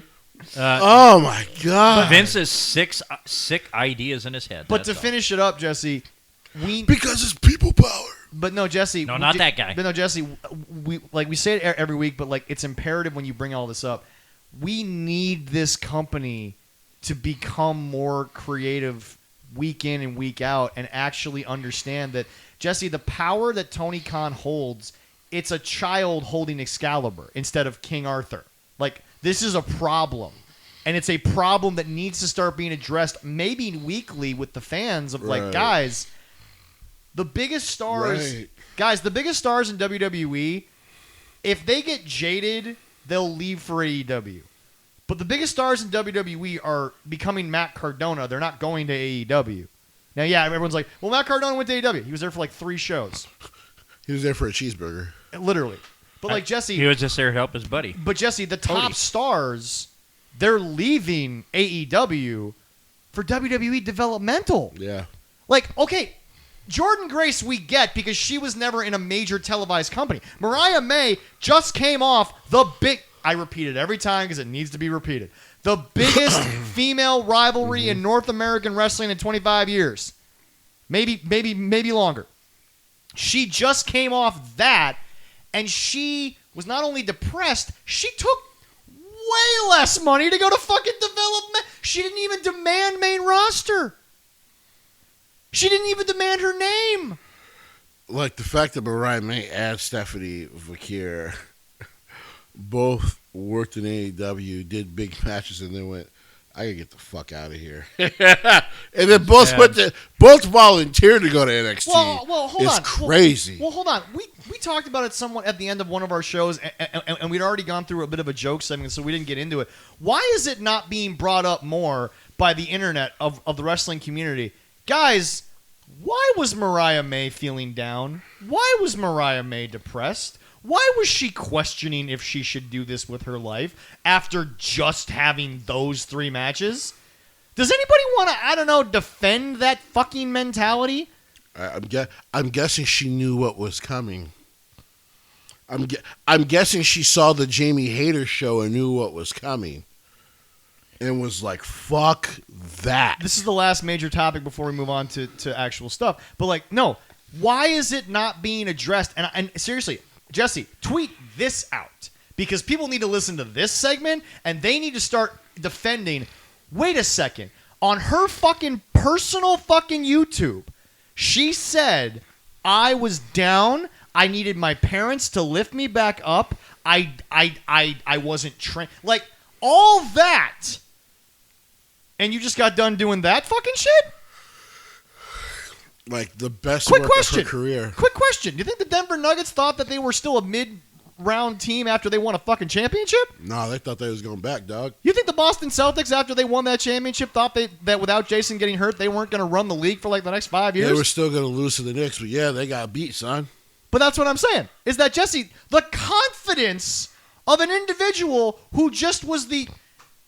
Guys, she was one of the only 2 people selling tickets for like fucking 6 months. Right. Well, shit. So you saw the writing on the wall from other people But that did the same thing. It can't It's just bad. be that. That makes you want to change your career. Zach, no. I gotta get at you a little bit. Now, luckily, you guys have been with your company for a while, but I am certain they've transferred you a lot for someone who probably should be an assistant manager. Oh, yeah. I am certain you have been around some of those people that you work with. No names. You've seen some of them, and you've looked at them and gone, boy, I gotta get the fuck out of here. Like, if this is what I'm going to become, I gotta find a way to get the fuck out of here. Like, I'm telling you, there is something about seeing someone who also was kind of in your spot, not on the level that she was, Sure. but Jamie Hayter was in that spot. And then to see Jamie Hayter, I'm telling you, a part of me, every time I see that little interview that she did, or that little, I guess you could call it vlog she did. Yeah. I think she saw Jamie Hayter. You know, she talked to Britt Baker. Britt Baker helped train her. I'm sure she was like, "There's nothing good for me That's after what I this love about feud." this show, because we're going to move on to that. Okay. Now that's been in the news. Jesse, did Britt Baker Ronda Rousey herself? How? Nah. Let's make a pie. No, let's make a pie. What percentage is Britt Baker's fault, and what percentage is Tony Khan's fault for what's happening? Okay, so to be fair to Tony Khan, Britt Baker deserves more blame for what happened. I agree. I agree. But Ronda Rousey and herself, 6-40. no, I can't say. 60-40 with that? Well, you know what? I'll say Britt 60, Tony 40. Yeah, That's what I was going by. Yeah. Also because like he's not a boss anyway, so it doesn't matter. Right, He's not he's not a leader. Right. But no, the Ronda Rousey shit, you have to understand. That was about 80%. She fucked herself the moment she decided to sit in a chair, get her hair done. No, pause. I'm not talking about her wrestling career. I'm talking about her fight career. Solely her fight career. When I say did she Ronda Rousey herself, I'm saying... Oh, before she got her ass whooped? No, that's what I'm saying. I don't think that Britt Baker... This is why I'm blaming Britt the most. Britt, you didn't grow. You didn't do something. Because the problem is right now, okay, all things being equal, let's say she's happy with Tony. Bringing her back, where does she fit on the AEW roster? So here's the thing. For me, it's not even about if she grew. I actually think she grew because I think she did it on her own. Unfortunately, there's a lot of work to be done still. Ronda grew too, but the problem is that Ronda Rousey then ran into a buzzsaw known as and I'll repeat this to you, Ronda, until you wake up, 23-time world champion. With all due respect, and I hope we have the Haitian sensation back. Haitian Heat, Facebook.com/Haitian Heat. Get your sauces today. Remember, 1 of 6 or all 6. Very affordable Haitian Heat. Facebook.com/Haitian Heat. I hope we get our sounds back on the show. I'm working on it. But once again, to disagree with you two. And he's the fighter, so he does understand this more. And don't forget his barbecue sauce because it's that time of the year for it. Correct. That bitch did not grow in the ring. She did not. She might have grown as a fighter, like I told him. She might have grown as a fighter. She did not grow as a strategist. So it should have dawned on her overly indulgent ass. Do not think you're going to go claw to claw, face to face with Holly Holm. So you think Britt grew by telling Serena Deeb where Britt grew was as a competitor and a storyteller. Okay. Where she did not grow as a person. Okay. That we agree on. Okay. We agree on. Okay. And I think she probably grew. And the sad part about AEW is that what Jesse's saying is that Jesse, because Tony's not a boss, the person a lot of times is the character because Tony allows that shit. Correct. Yeah. Tony not being a boss allows the real person to go out there on a live microphone and do something that is detrimental to the fucking talent. And it's like, you want to do that in today's WWE? Papa H will have your ass out the door pretty fucking quick. Before it ever, it just, because people are always like, I'm surprised Punk lasted this long. I'm like, I'm not. No. Because before Punk went back, I think of all the locker room leaders, move stuff to the side. Roman understands business. But Roman's also not going to let you fuck up everybody else's money for you. I think Roman Reigns never spoke to Phil. I think he spoke with Hunter and Nick Khan, and he was assured if Punk's a problem, he's out. From what I understand, him and Phil talked after he was signed. After he was signed, because they had some issues because of some of the shit he said. Yeah. And basically, Roman was just like, if we're both, because he's like, that was 8-9 years ago. Yep. We're both grown ass men. I have kids, because his wife still actively talks to AJ. So his current wife. So as long as we're cool. We can do business. And for Punk, that was no fucking problem. Roman Reigns and CM Punk have worked together now multiple times. No one's been unprofessional. No one's gone off script. When they went backstage, did they share probably a handshake? Probably. Your two warriors him in and battle. Drew have been. But did they go to separate locker rooms afterwards? Sure, absolutely. Absolutely. And him and Drew had one of the best stories, and we know that there was a lot of real life heat there. So like it's like I said, it's one of those things though, like. Even Drew, and we all, the photo that kind of ended up breaking out because of a fan of them sitting side by side, probably talking storylines, shit like that. It's an understanding of, hey, we ain't got to go to Christmas dinner together. No. But let's make some money. Yeah. Whatever was said 8-9 years ago, let's push past it. And clearly we all agree Britt Baker and Serena Deeb at that time could have been a mid-level style thing that made a little money. Because Serena Deeb does not deserve that treatment. Right. I am almost certain at this point Britt Baker probably has apologized to Serena because Serena's not going to talk about it. Right. But this is my thought on Britt, and this happens to some people too, is she grew, but she plateaued, and she stayed there. As a competitor or as a person? Because I think as a competitor, there's not much left for Britt there. But you know what? I think you're wrong in there. Because wrestlers... So you think Britt can still add to AEW's women's division? I think so, but she plateaued. She thought she couldn't, or she was at her best. But no matter what, anybody, you can reinvent yourself and whatever like that. You can change. You can do something different. Seth has reinvented himself many different times, his different stories, whatever like that. It's something he can do. Maybe because of Tony, she thought she was that good and she couldn't do any better. That we're not going to disagree on. Tony Khan probably put so much smoke up her ass about how great she was. Jesse, why would you ever think you didn't walk on water when Tony Khan's your fucking boss? And that's the best.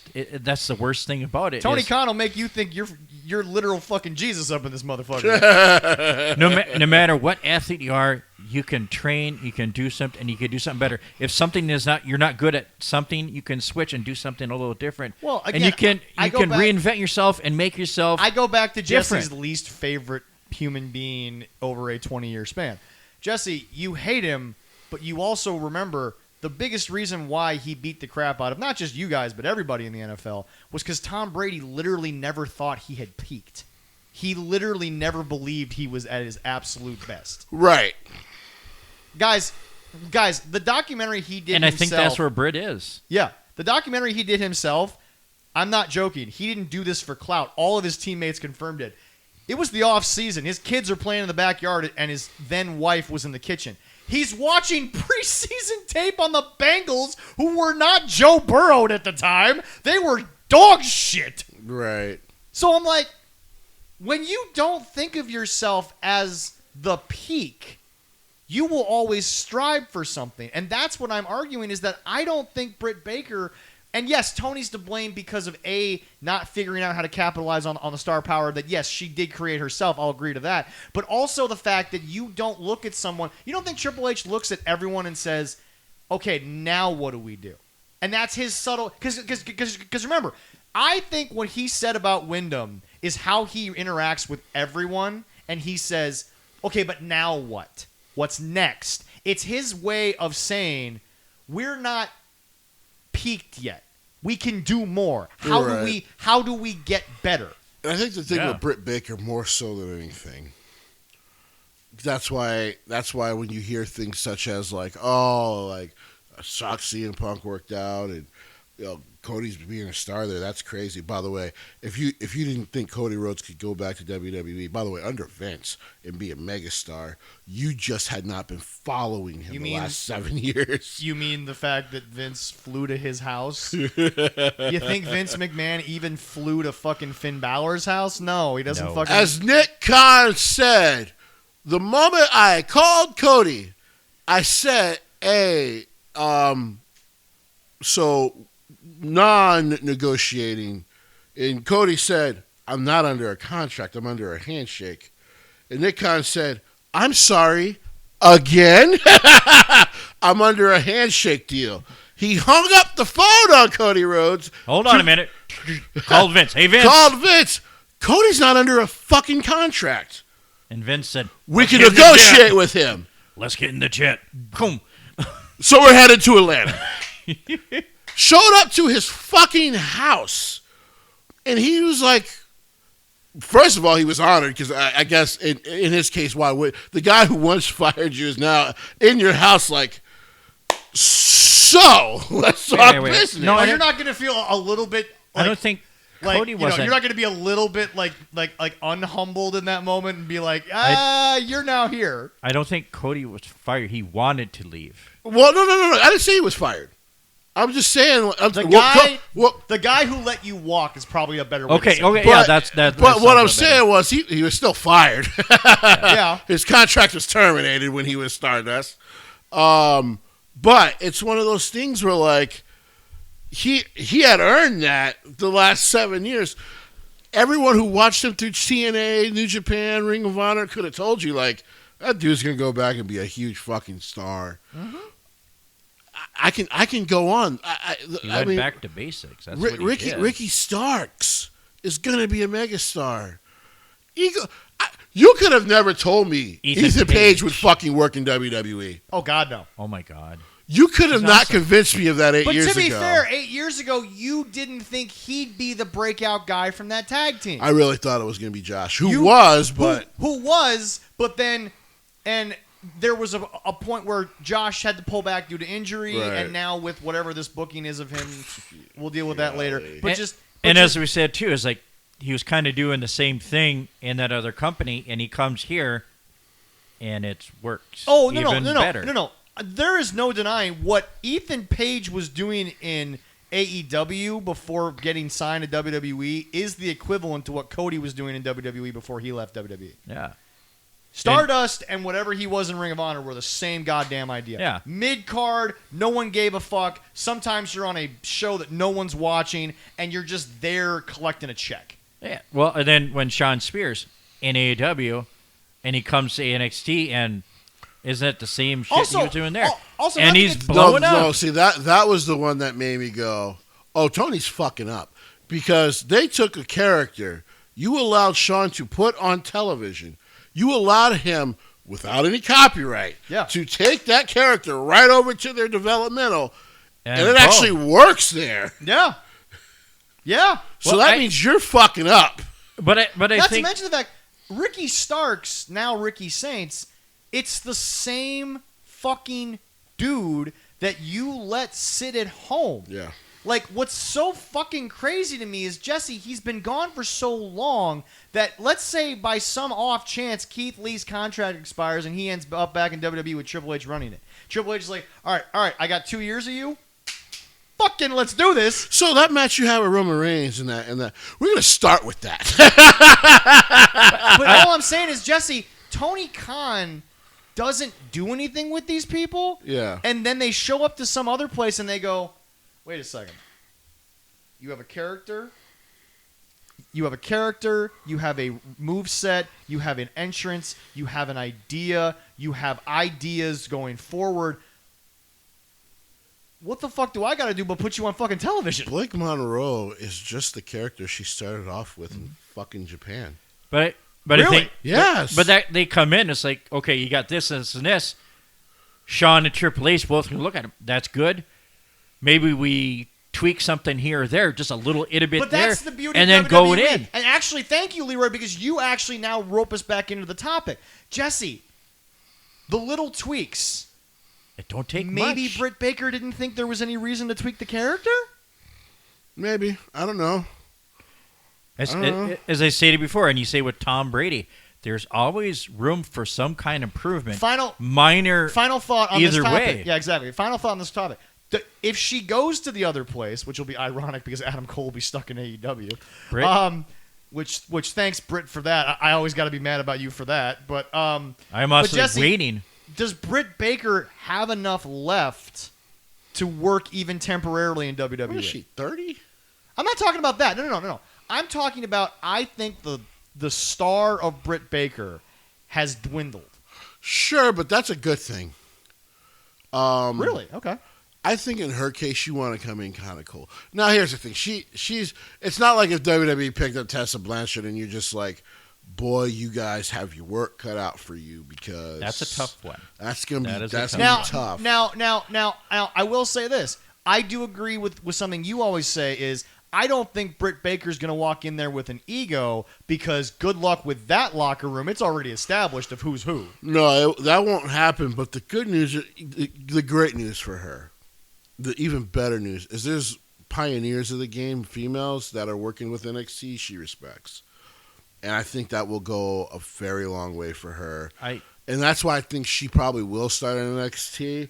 If it was Adam Cole, I'd be like, he's going back to straight to main roster. Yeah. But I just... You know what's so crazy to me? A guy like Adam Cole, who is so well established in this game, who's so good and was so good, so young, and has so much endorsement from so many different types of legends, the fact that he is... And this is the main mentality issue that I have with a lot of people in AEW. The fact that he can look at what he's currently doing and what he was doing and even bother to think there's a comparison is probably one of those things I have a problem with. But again, it's your life, not mine. Go do what you want to do, buddy. But I'm looking at myself and I'm just like, how do you not look at the fact that Bobby Fish's words were prophetic and we ran that bitch under the guy who is now running the bigger bitch? Right. What do you mean we should stick around in this freaking child's playpen? Mm-hmm. What do you mean? Because Kyle O'Reilly probably didn't feel like he got what he deserved in NXT. Which, like, he probably got more than he deserved, I'm about to honestly. say, No probably, offense to Kyle. No. And that sometimes it's hard for guys to hear that, though. Like, you probably got more than what you actually were worth. Which is hard for the ego to take. Because I'll be honest, if you go back and you watch Cool Kyle versus Adam Cole, the promos weren't even close. It was like John Cena in his heyday, just cooking people. The fact that we called him Cool Kyle was a joke. Yeah. This guy's supposed to be a killer. But no, I think Britt Baker, NXT, reintroducing her and starting her from scratch, kinda. You don't think her star power, even though I think it's dwindled, wouldn't still be main roster star talent?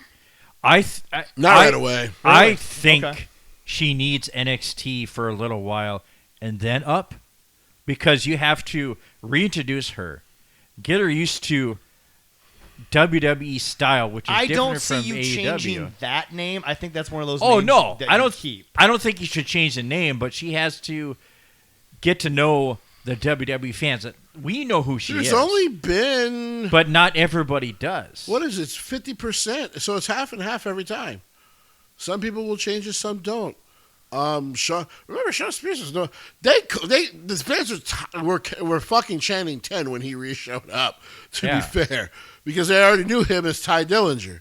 And now that chant's like dead in the water because he doesn't fucking even identify with it. He doesn't even acknowledge it, which is smart. I just think coming to NXT, she established herself with WWE, and then she can move up. Okay, so basically, so where we're all at is I guess I'm not that high on Britt Baker anymore, but I guess right now my problem is that I just think that Britt Baker would be at such a disadvantage in both companies coming back in the fact that whether or not it's booked well, AEW has an established hierarchy of who the female talent in that company is. She cannot come back. Well, that's the reason I think she doesn't want to. She cannot come back to AEW. She cannot. She would be better off showing up in TNA. Sadly, they do delusionally think that Mercedes Moné is better for their women's division than Britt Baker, but that's Britt Baker actually pushed other women.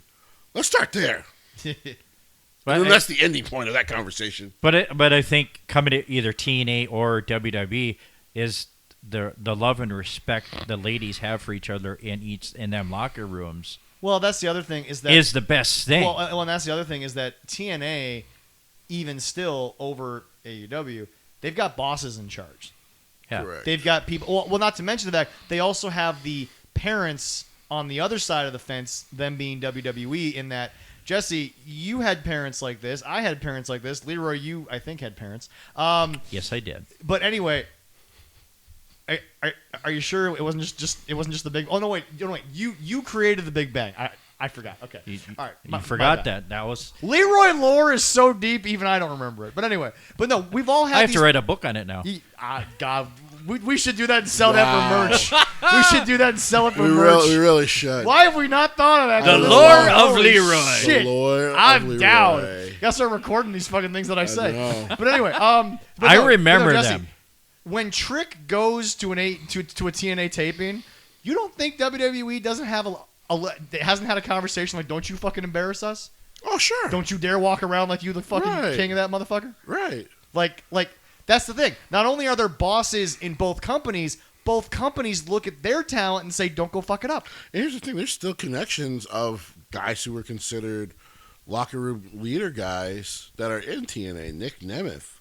You know, he just signed his last deal for one more year. Does AJ Styles make that leap as a farewell? I really hope Triple H will, and I'm sure him and Nick Khan will. They find a way, whether it's Moose, whether it's, but to let him go do that one, or well, he's connected to AEW, so probably not. But like, I guess if Samoa Joe took some walking papers, they maybe let him do him and Joe. Oh, I have a feeling that Tony Khan is not telling Samoa Joe you can't go do one last match with AJ Styles. I feel like if Samoa Joe wants to, he'll just go do it. Well, yeah, he probably. I don't think Joe's going to give a rat's hairy ass what Tony Khan has to say. You just look at Tony and go, I'm going. But yeah, I do foresee them allowing him to go do one last match with TNA, yeah. It's not WWE allowing him because I think they will. Do you think AJ sees that as he has to put a button on that?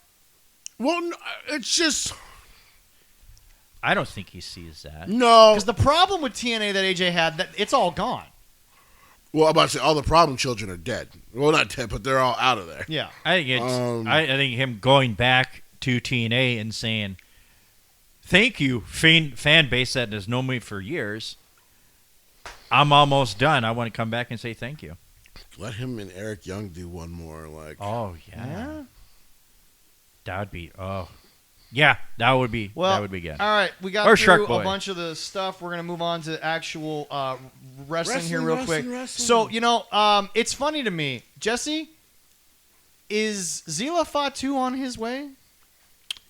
Is that who Solo? Some say Zila, some say Zilla. I say Godzilla. Maybe. So, how many people is he going to have in his group? How many more fucking family members do they have? Is the question. So this is the thing for me. Or me. is somebody going to leave that group? No. What I think is Roman's got some daughters. Yeah, well, Well, yes. Just had another kid. Congratulations, Roman. Yep. No, my biggest thing is Jacob just had another kid. I don't think they're planning on. Hey, look, Roman had another kid. Does Rikishi have another son?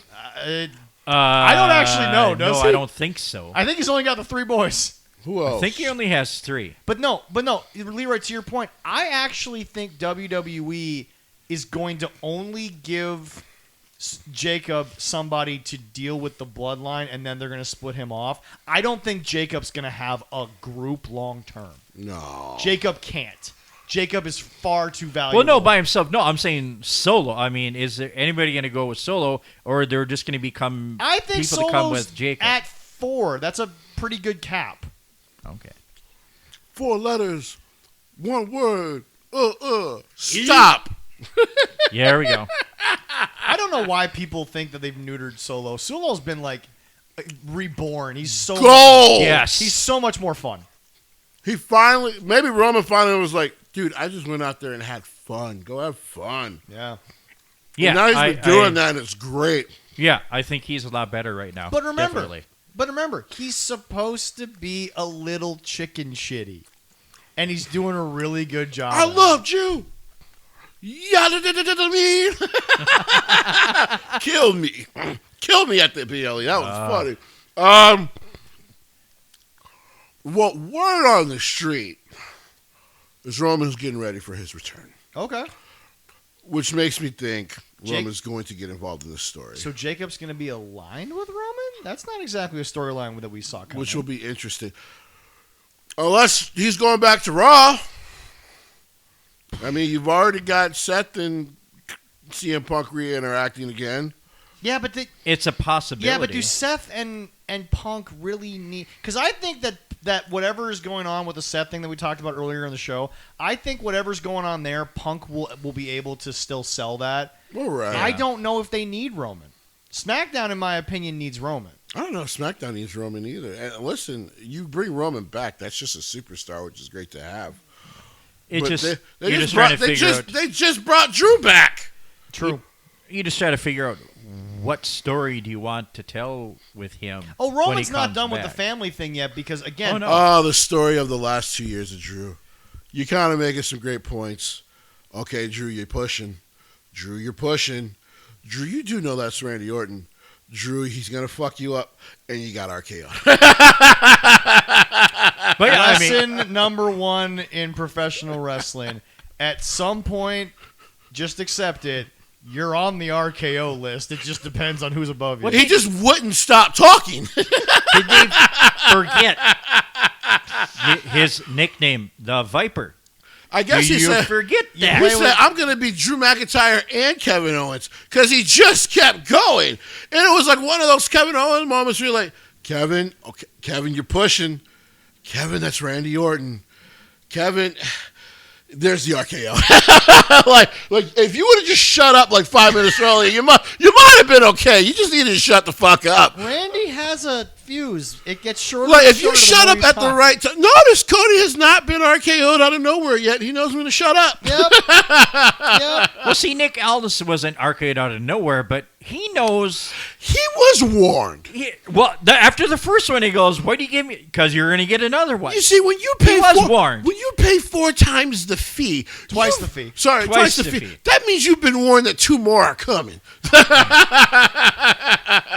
Yes. Oh, It's my God. Are we going to go through the shows? Are we going to go for the? There's like I know we got 4 events this weekend. We'll get to that. But, That's a lot. But we got to talk about the build-ups and the shittiest build-up arguably in the history of AEW. And boy, is that a fucking understatement of what happened. Let me grab my phone for this updated card. But no. What? I got them all right here. Hold on. I want to finish with WWE because Which one? Hold on, Leroy. I love you. You're on point. But now, Jesse, you've been talking about it, and now it seems like it's going to start taking center stage on Friday nights.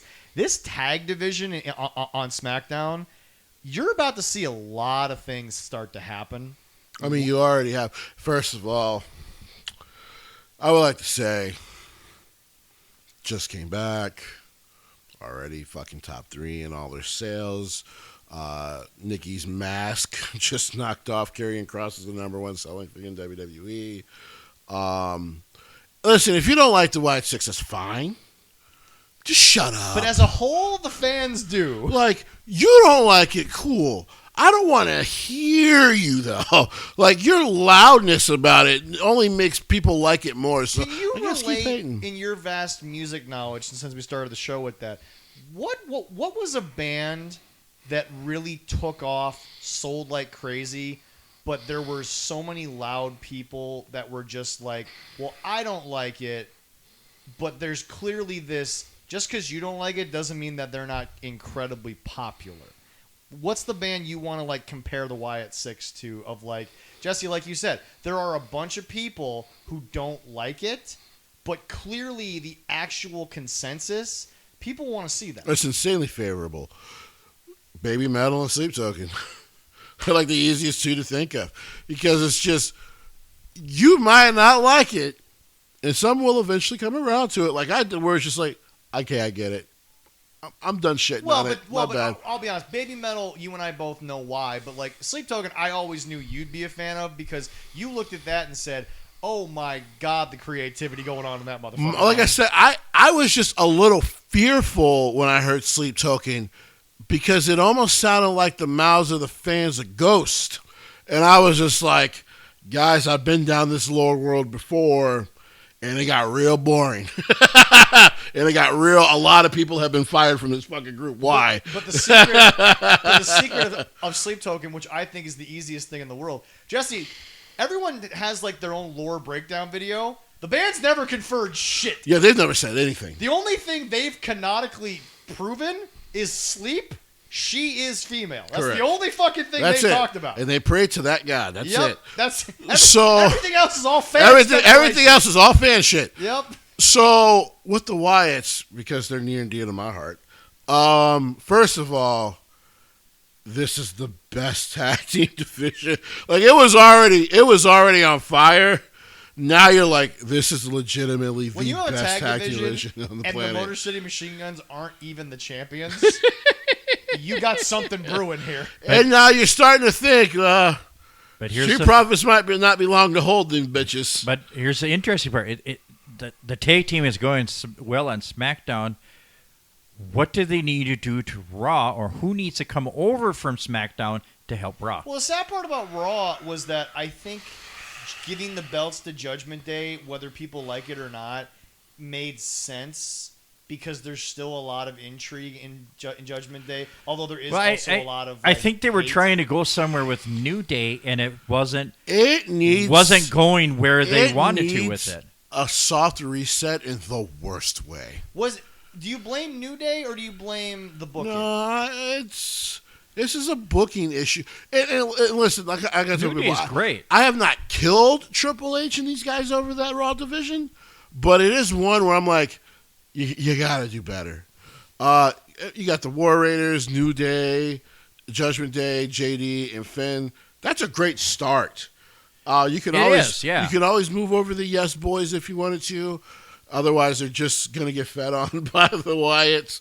I think they should put them on so Raw. They'll probably put them on Raw. I would love to see them on Raw. I love those guys. Because, by the way, that SmackDown Tag Division is so fucking good.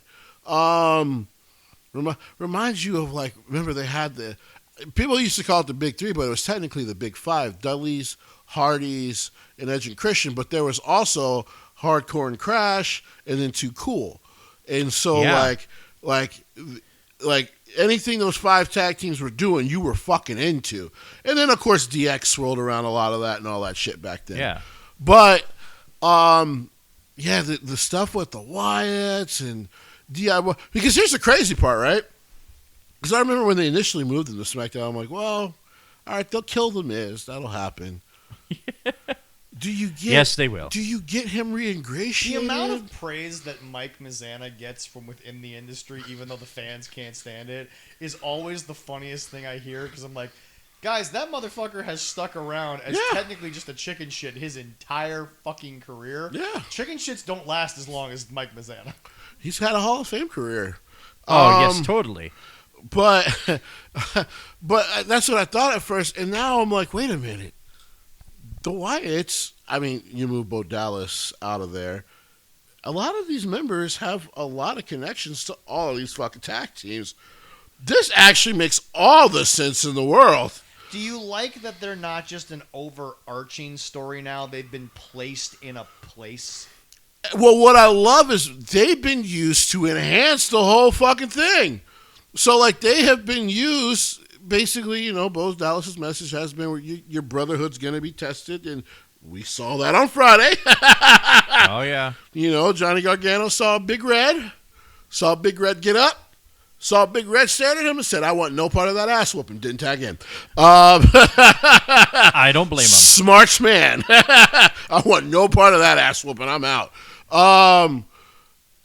But it has been used in LA. Because think about it. Berto and what's the name just won the AAA. Yeah, AAA Yes. Tag Team Champion. And they've been using that on SmackDown. Yeah. So I'm like, this shit is dope. Hard What's to believe going you can on? bring someone else's belt in and actually elevate the belts. Who knew? And so, I'm like, this shit on SmackDown for the tag division is absolutely dope. Plus, the cool thing about the Wyatt Six, and I keep saying it, you don't know when the Alexa thing finally crosses over, and you don't know. Is Charlotte going to get caught up in that? That's the interesting thing. People forget, so they kept talking about before the vignettes, before she returned at the Rumble, she trademarked Dark Queen.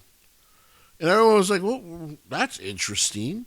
And now we see her with Alexa, and everyone's like, oh, where are we going with that? So, and that's, by the way, a very interesting story. And like I said, the other thing about the Wyatt Six, because Triple H just basically already gave away the plan, he's like, you might see the Wyatts interact with a bloodline in the future. I mean, it's not like there wasn't any history there. So, it's like, so when does that happen? When does Bo start to Go after Solo. maybe go after Roman?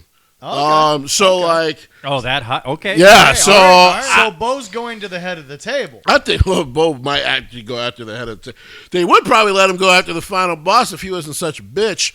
But otherwise, yeah, they have enhanced that story on the tag division. The women's division is very, very good on SmackDown. Oh, yeah. Even so, like I said, I know some people are a little down on the two vignettes, but I'm like, remember, guys, this week was a tape show. I can forgive another vignette for these two women, Kairi Sane and Julia. That's fine. Not too big of a deal. The match is going to make up for it. Well, whatever the Right. I think some people, and I've read this, some people are upset that the two women's titles, the champions kind of picked who they wanted to wrestle at But the Evolution. The reason no, not for Evolution. Tiffany got the pick for No, it's not Evolution. Tiffany got the pick for Evolution. You did. I thought Io got the pick for SummerSlam. No. SummerSlam, no. He did pick for Rhea. She said she Can came you up. look up to see if that was a SummerSlam announcement? No. Because I watched. It was on Monday night. What everybody thought it was later, but it was earlier. I watched it. She came out and said, "I want Rhea for Evolution," and that's what it is. I'm It's just gonna right have there. him confirm because I feel like No. she had because I had watched I thought she had said that she gets to pick her opponent for SummerSlam. No, it was Evolution. Oh, Leroy, I'm literally on. Or no, hang on. I haven't looked up SummerSlam, but for Evolution, for the ladies pay-per-view, that's what it is right now.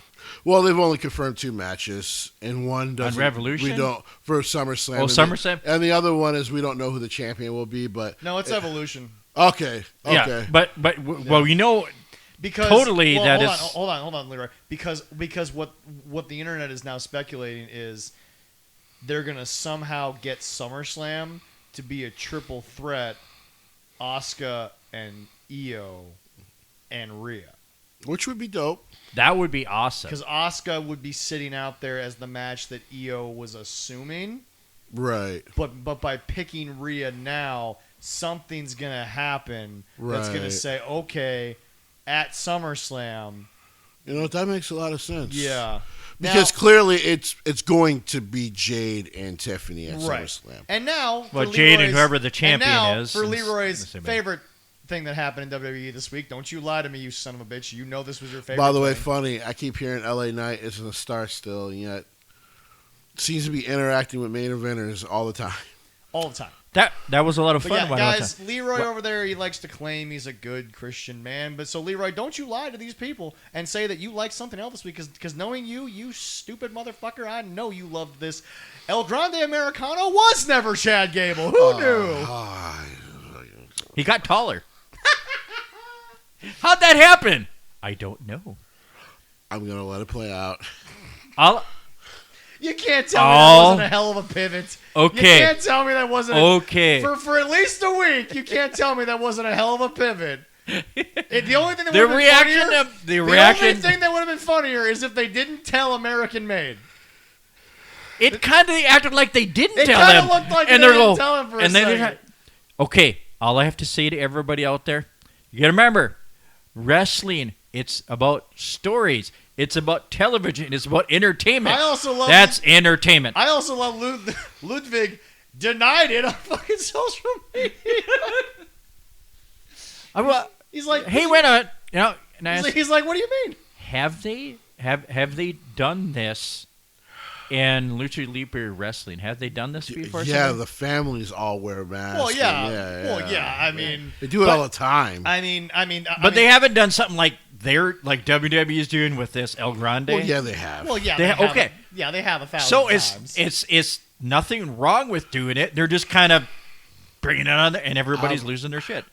Here's the thing about El Grande Americano for me, right? But at least they have somebody out there that can do it. I'm going to let it play out. I understand. By the way, their own goddamn fault, because I'm sure they told Chad, but I don't know why they would trust Chad. Hey, Chad, go have a great match with Vikingo, but keep it simple, because remember, you have the ladder match later. He decides to go put on a 7-star classic and then go put on a 6-star classic later that night in a fucking ladder match. No wonder he's injured. Even though get healthy soon, Chad. Holy shit. Fucking nut job. But... And same with Otis. Get healthy soon, buddy. But I'm going to let it play out because this has the stench of Goofy, which I usually don't mind, but it has stupid Goofy written all over it. That's fair. And I'm going to let it play out. I'm not going to hate on it. Did I pop in a little bit of laughter? Yes. But I'm also just like, okay, we got Ludwig back on television. That's a good thing. So I'll take it. I'll take it. And he's great. I'd like Ludwig. But not as much. Not as much. Not as much. So let me get this straight. Yes, Jesse? He won Money in the Bank. Yes. Yes. Chose not to cash in. Yes. Even though his guys were stomping out John Cena, and then Penta decided he wanted to smooth operator his ass down to the ring.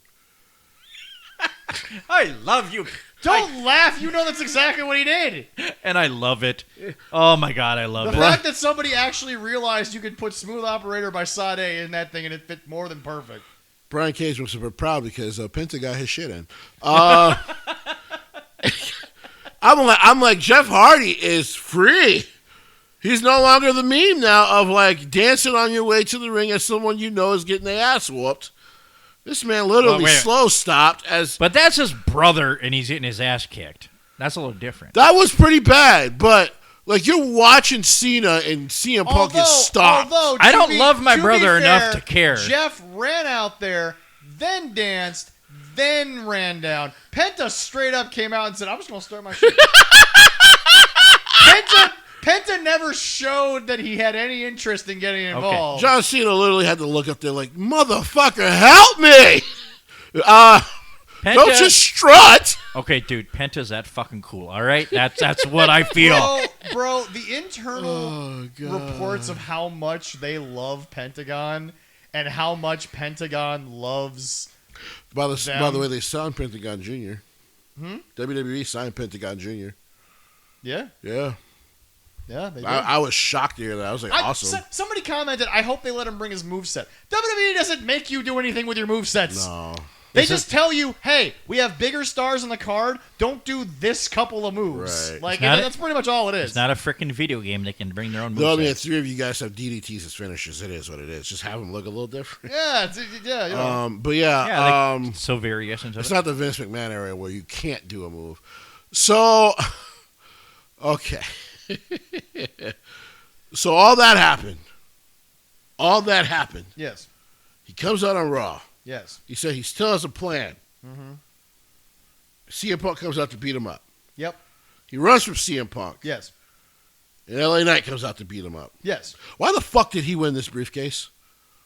You know, I'm starting to He come might around fail. to. I think what they didn't realize is this is sadly because of who won it. This is a briefcase situation where I think the fans want this over with a lot faster than they anticipated. For him to cash it in or for cash it in and win.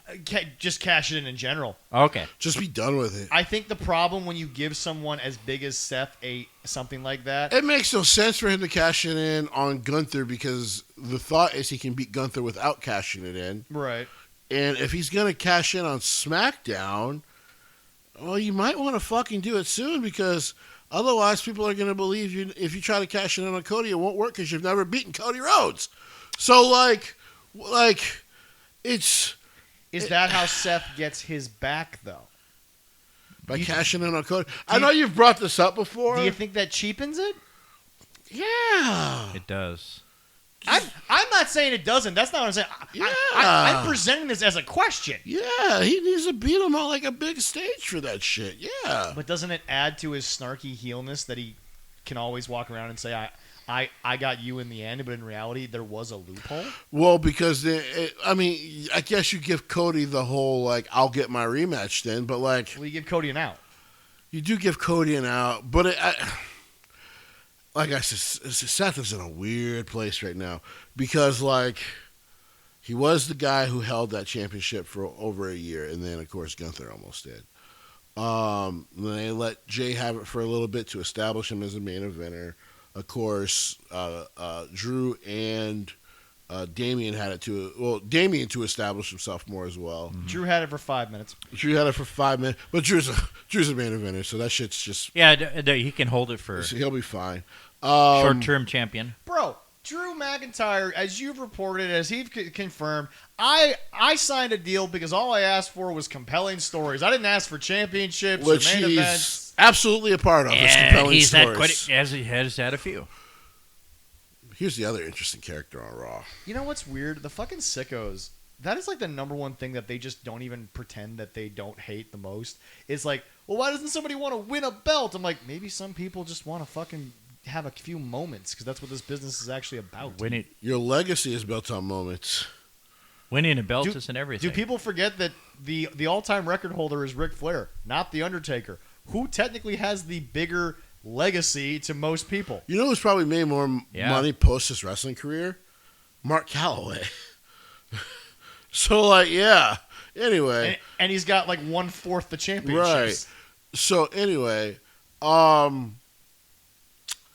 so Sami Zayn might not make it to starting next year.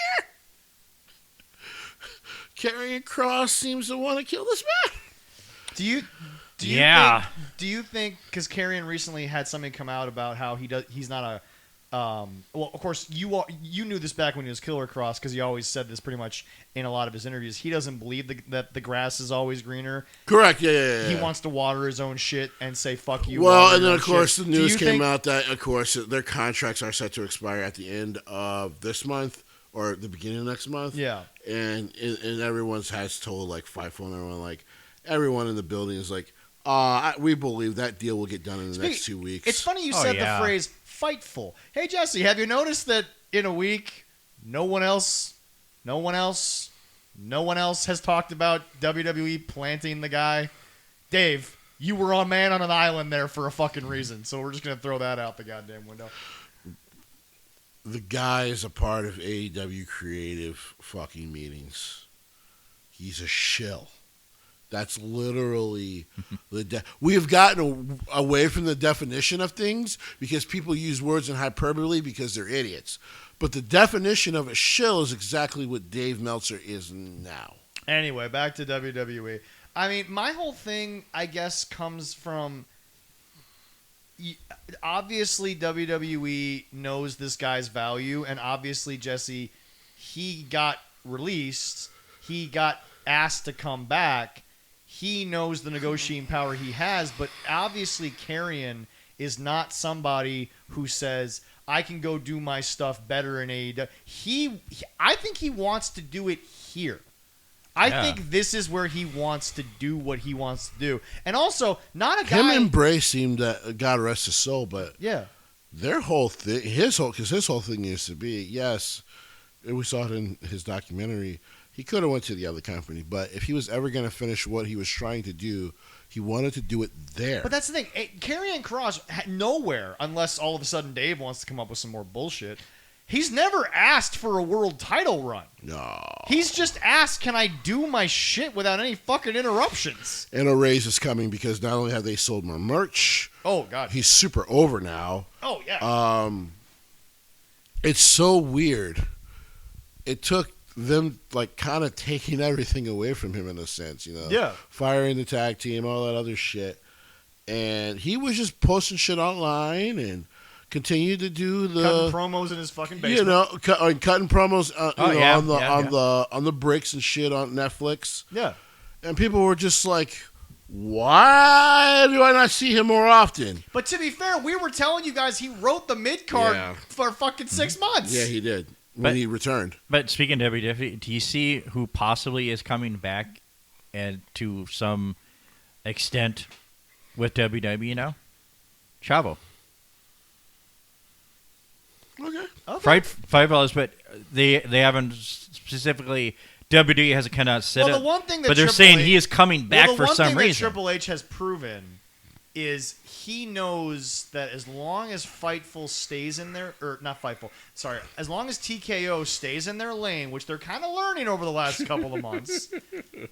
I hope so. As long as they stay in their lane, Triple H is going to get as many wrestling guys as he can. I also think what would be very beneficial to WWE with the acquisition of a certain company in Mexico, why not bring in Chavo? Right. And that's what I was thinking. Why they're bringing him back Jeremy in. Borash, we all love Jeremy, but Jesse, who's a better liaison to Mexican wrestling than Chavo Guerrero? Here's the biggest one. Who's going to be fucking better at fucking talking to fucking Conan more than Chavo Guerrero? Maybe Ray? Wasn't Triple H wasn't Ray's Chavo, almost 60. He has to be over fucking dealing with them and their bullshit. He has to be. Yeah, no.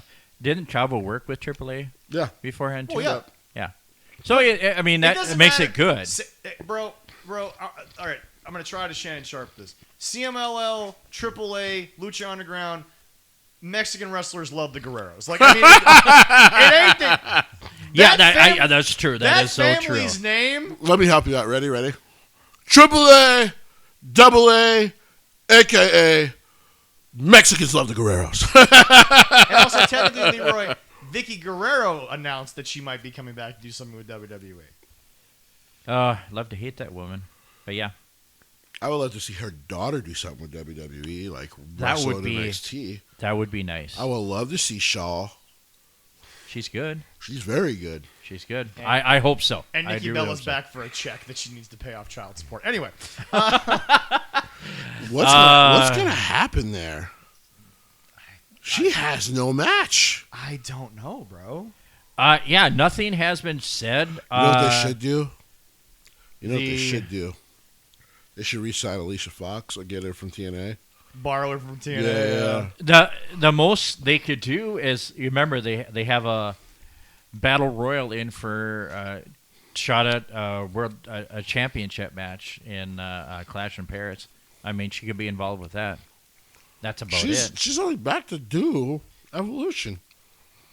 Well, unfortunately, for an injury that happened that was not seen, I mean, we knew that's what we figured that she would be doing, and because of an unfortunate injury, that's not going to happen. But the only thing that is available for her to do is that, or be one of the tag teams in the tag team tournament. But bro, let me be very clear. I understand that WWE needs female tag teams. Ain't nobody want to see the Bellas be a fucking tag team in 2025. Well, not the team. Well, one of the Bellas. With all due respect to Bryan Daniels' wife, dude, your wife sucks at pro wrestling. I cannot watch her do anything else. That last run was trash. Which is weird because we all thought Brie was the better wrestler. Right. Turns out we might have been wrong. Maybe he fucked it out of her. I don't know. But that last run was garbage. I'm like, if she gets in a ring again, somebody's going to get hurt. Yeah. Anyway, Leroy, is there anything else you want to talk about from the WWE NXT side before we left here today and moved on to the actual shows? I'll do it. To the. So Black Brock Lesnar Okay. seems to be closer to getting to the main roster and becoming Black Brock Lesnar. Are they going to beat Oba, you think? Well, you got to beat him once in NXT. I forgot, because this was kind of glossed over, kind of like we did, but the whole wrestling community. Dark State showing up in TNA. A lot of fun. Yeah. I think we're getting closer to the fact that Trick Williams is the lead guy in that fucking group. You think it's kind of... I think we're getting close to that reveal, yeah. All right. Yeah, because every time they whoop his ass, they hesitate. They stare him down like, wait, guys, whoop his ass. If he's not a part of the group, whoop his ass. What are we hesitating to ass whooping for? Because he the dude that set up all this up. I see. Okay. But anyway, so you think Oba is closer to losing and being brought up? You think? I think so. Do you think Oba becomes? I don't think he has any more to prove down in NXT. It really doesn't. It's not about proving. No. It's that. Or he has no more challenges. Do you think him, really. Oba though ends up in a top heavy main roster, or do you think that his size and athleticism he'll stand out immediately? I got a question for you. Okay. It's rhetorical. Yeah. Is WWE scared that Jacob Fatu is going to be a star? Nope. I roll very loudly. Is Obafemi going to be lost? And I'm not mocking you. No. But is Obafemi going to be lost in the top heavy WWE main roster? I roll. Guys, listen, I've watched NFL pro football since I was 7, 8 years old. I've never seen a man hit another man as hard as Ray Lewis used to hit men. Like he was trying to kill him. That's a joke in the double entendre that I had to put in there. He was excited. I've never seen a man hit another man hard, fair, and for money like Ray Lewis used to hit motherfuckers coming across the middle. Yeah. Now, I didn't get the chance to watch Lawrence Taylor play because by the time I started watching football, he had retired and became a crack addict. So I didn't get to see that. I only got to see his highlights, okay? Yeah, trust me, that was oofta. Now, the real Brock Lesnar is somewhere up in Canada looking like a Viking. Good for you, Brock. You look great, baby. You look and cheering on his lovely daughter who's doing looks so like good. By the way, I didn't even realize he could grow hair that long. So I love that you said that. So there was an episode of that podcast called At Whatever. Mm-hmm. You know, where they bring the women on and they end up and they're young dumb women. Sorry, but they're real.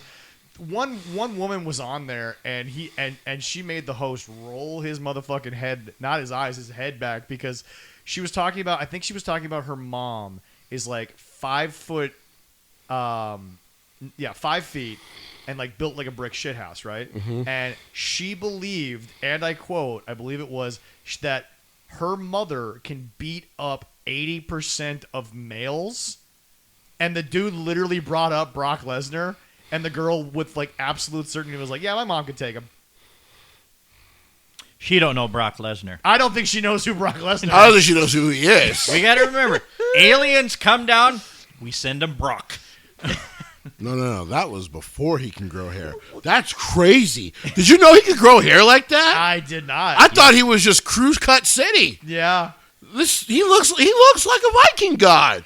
Who is that guy? Well, but Jesse, the other thing that I would tell this woman is like, why does he need a gun to hunt animals? Right, exactly. I saw him running. I'm like, oh, I think I'm out. No, like you just Jesse. Did we ever think that he uses the gun to kill the boys? I want to interview this woman to explain to him, Madam, Brock Lesnar throws half cut up moose that weigh more than your mother.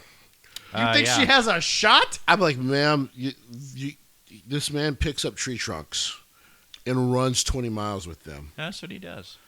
I'm sure your mother. On a light day. I am sure your mother is a sweet lady. She would die.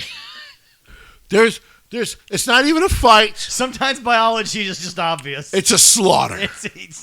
You know what science doesn't care about? Your feelings. And that is science, and it ain't pretty. Brock is a gentleman. He would move away, say, "Ma'am, I wouldn't be good," and just let it go.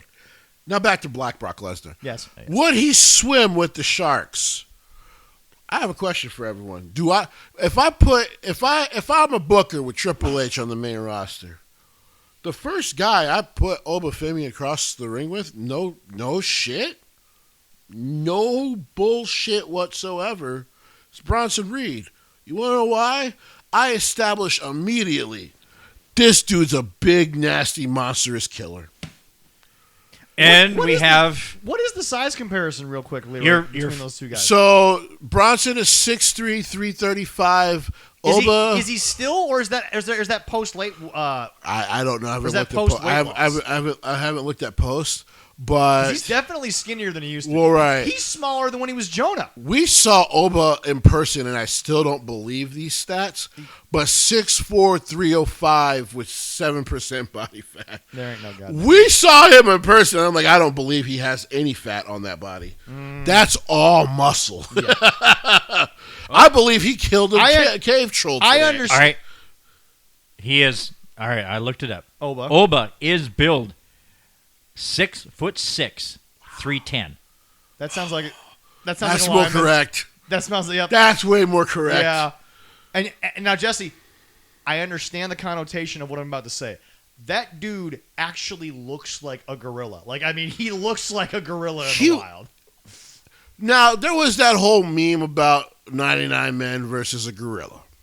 And I said, 99 normal niggas versus a gorilla, you might take him down, but 98 of you are dead.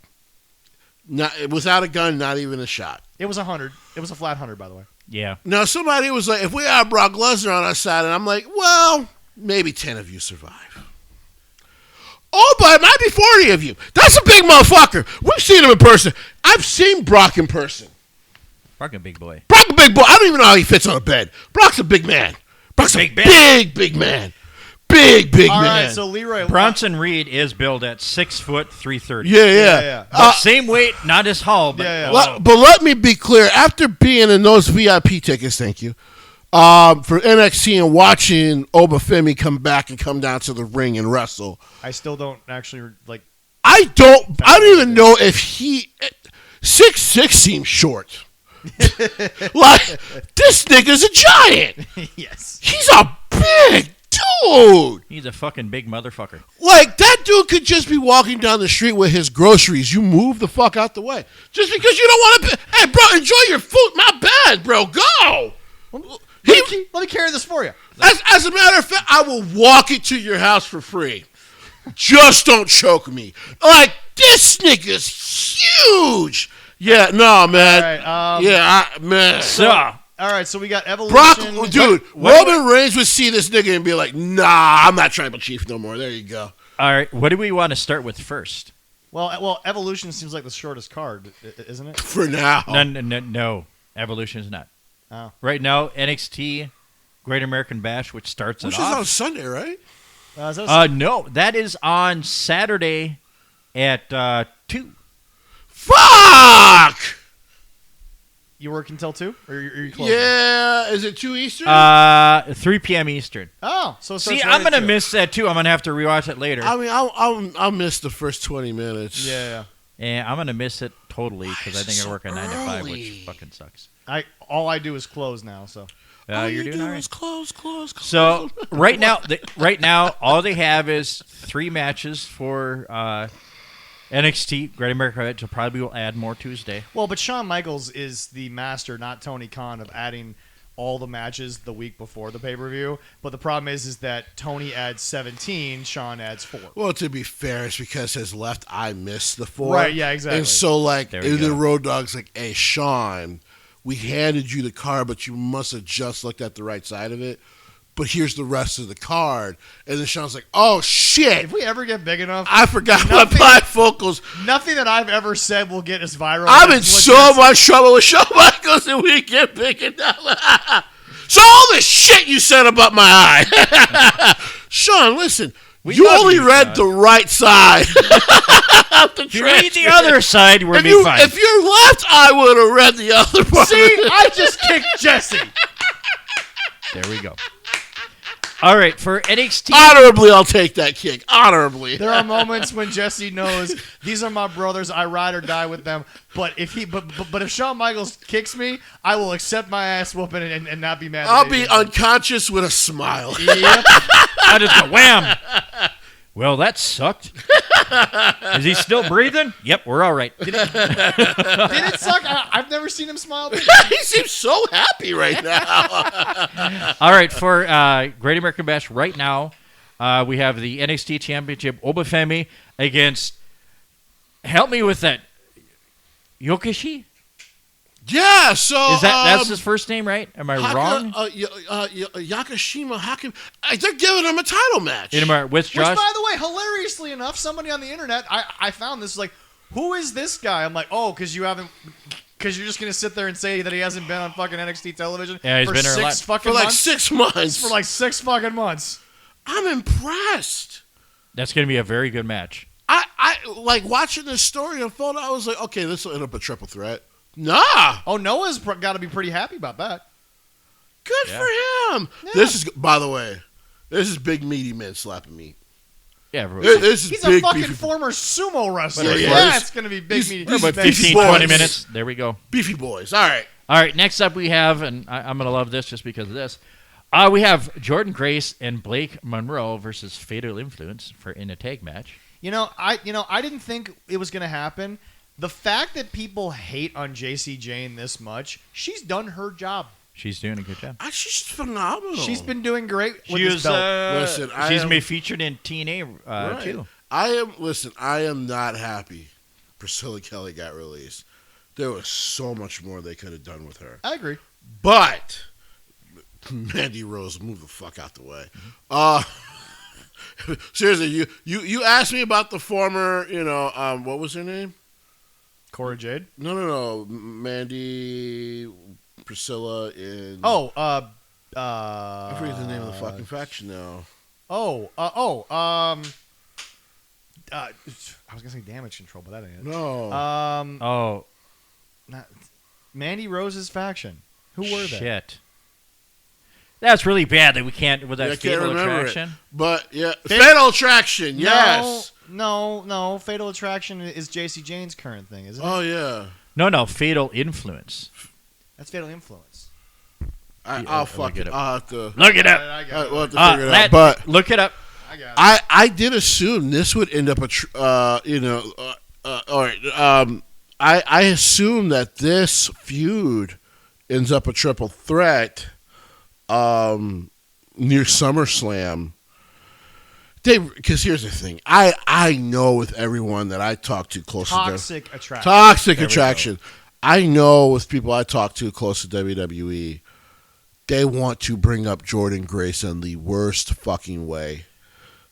Because they look at the women's division, how on fire it is, and all they do is imagine all the stuff they can put her in and all the greatness she's going to be able to add to it, which I agree. Hey, my girl Jordan Grace is real busy next weekend. But she is. I got to watch her twice. Oh yes. But yeah, this should be a pretty fun tag match. And you wonder why you haven't had sex in a while. Because somebody's working too much, and it ain't me.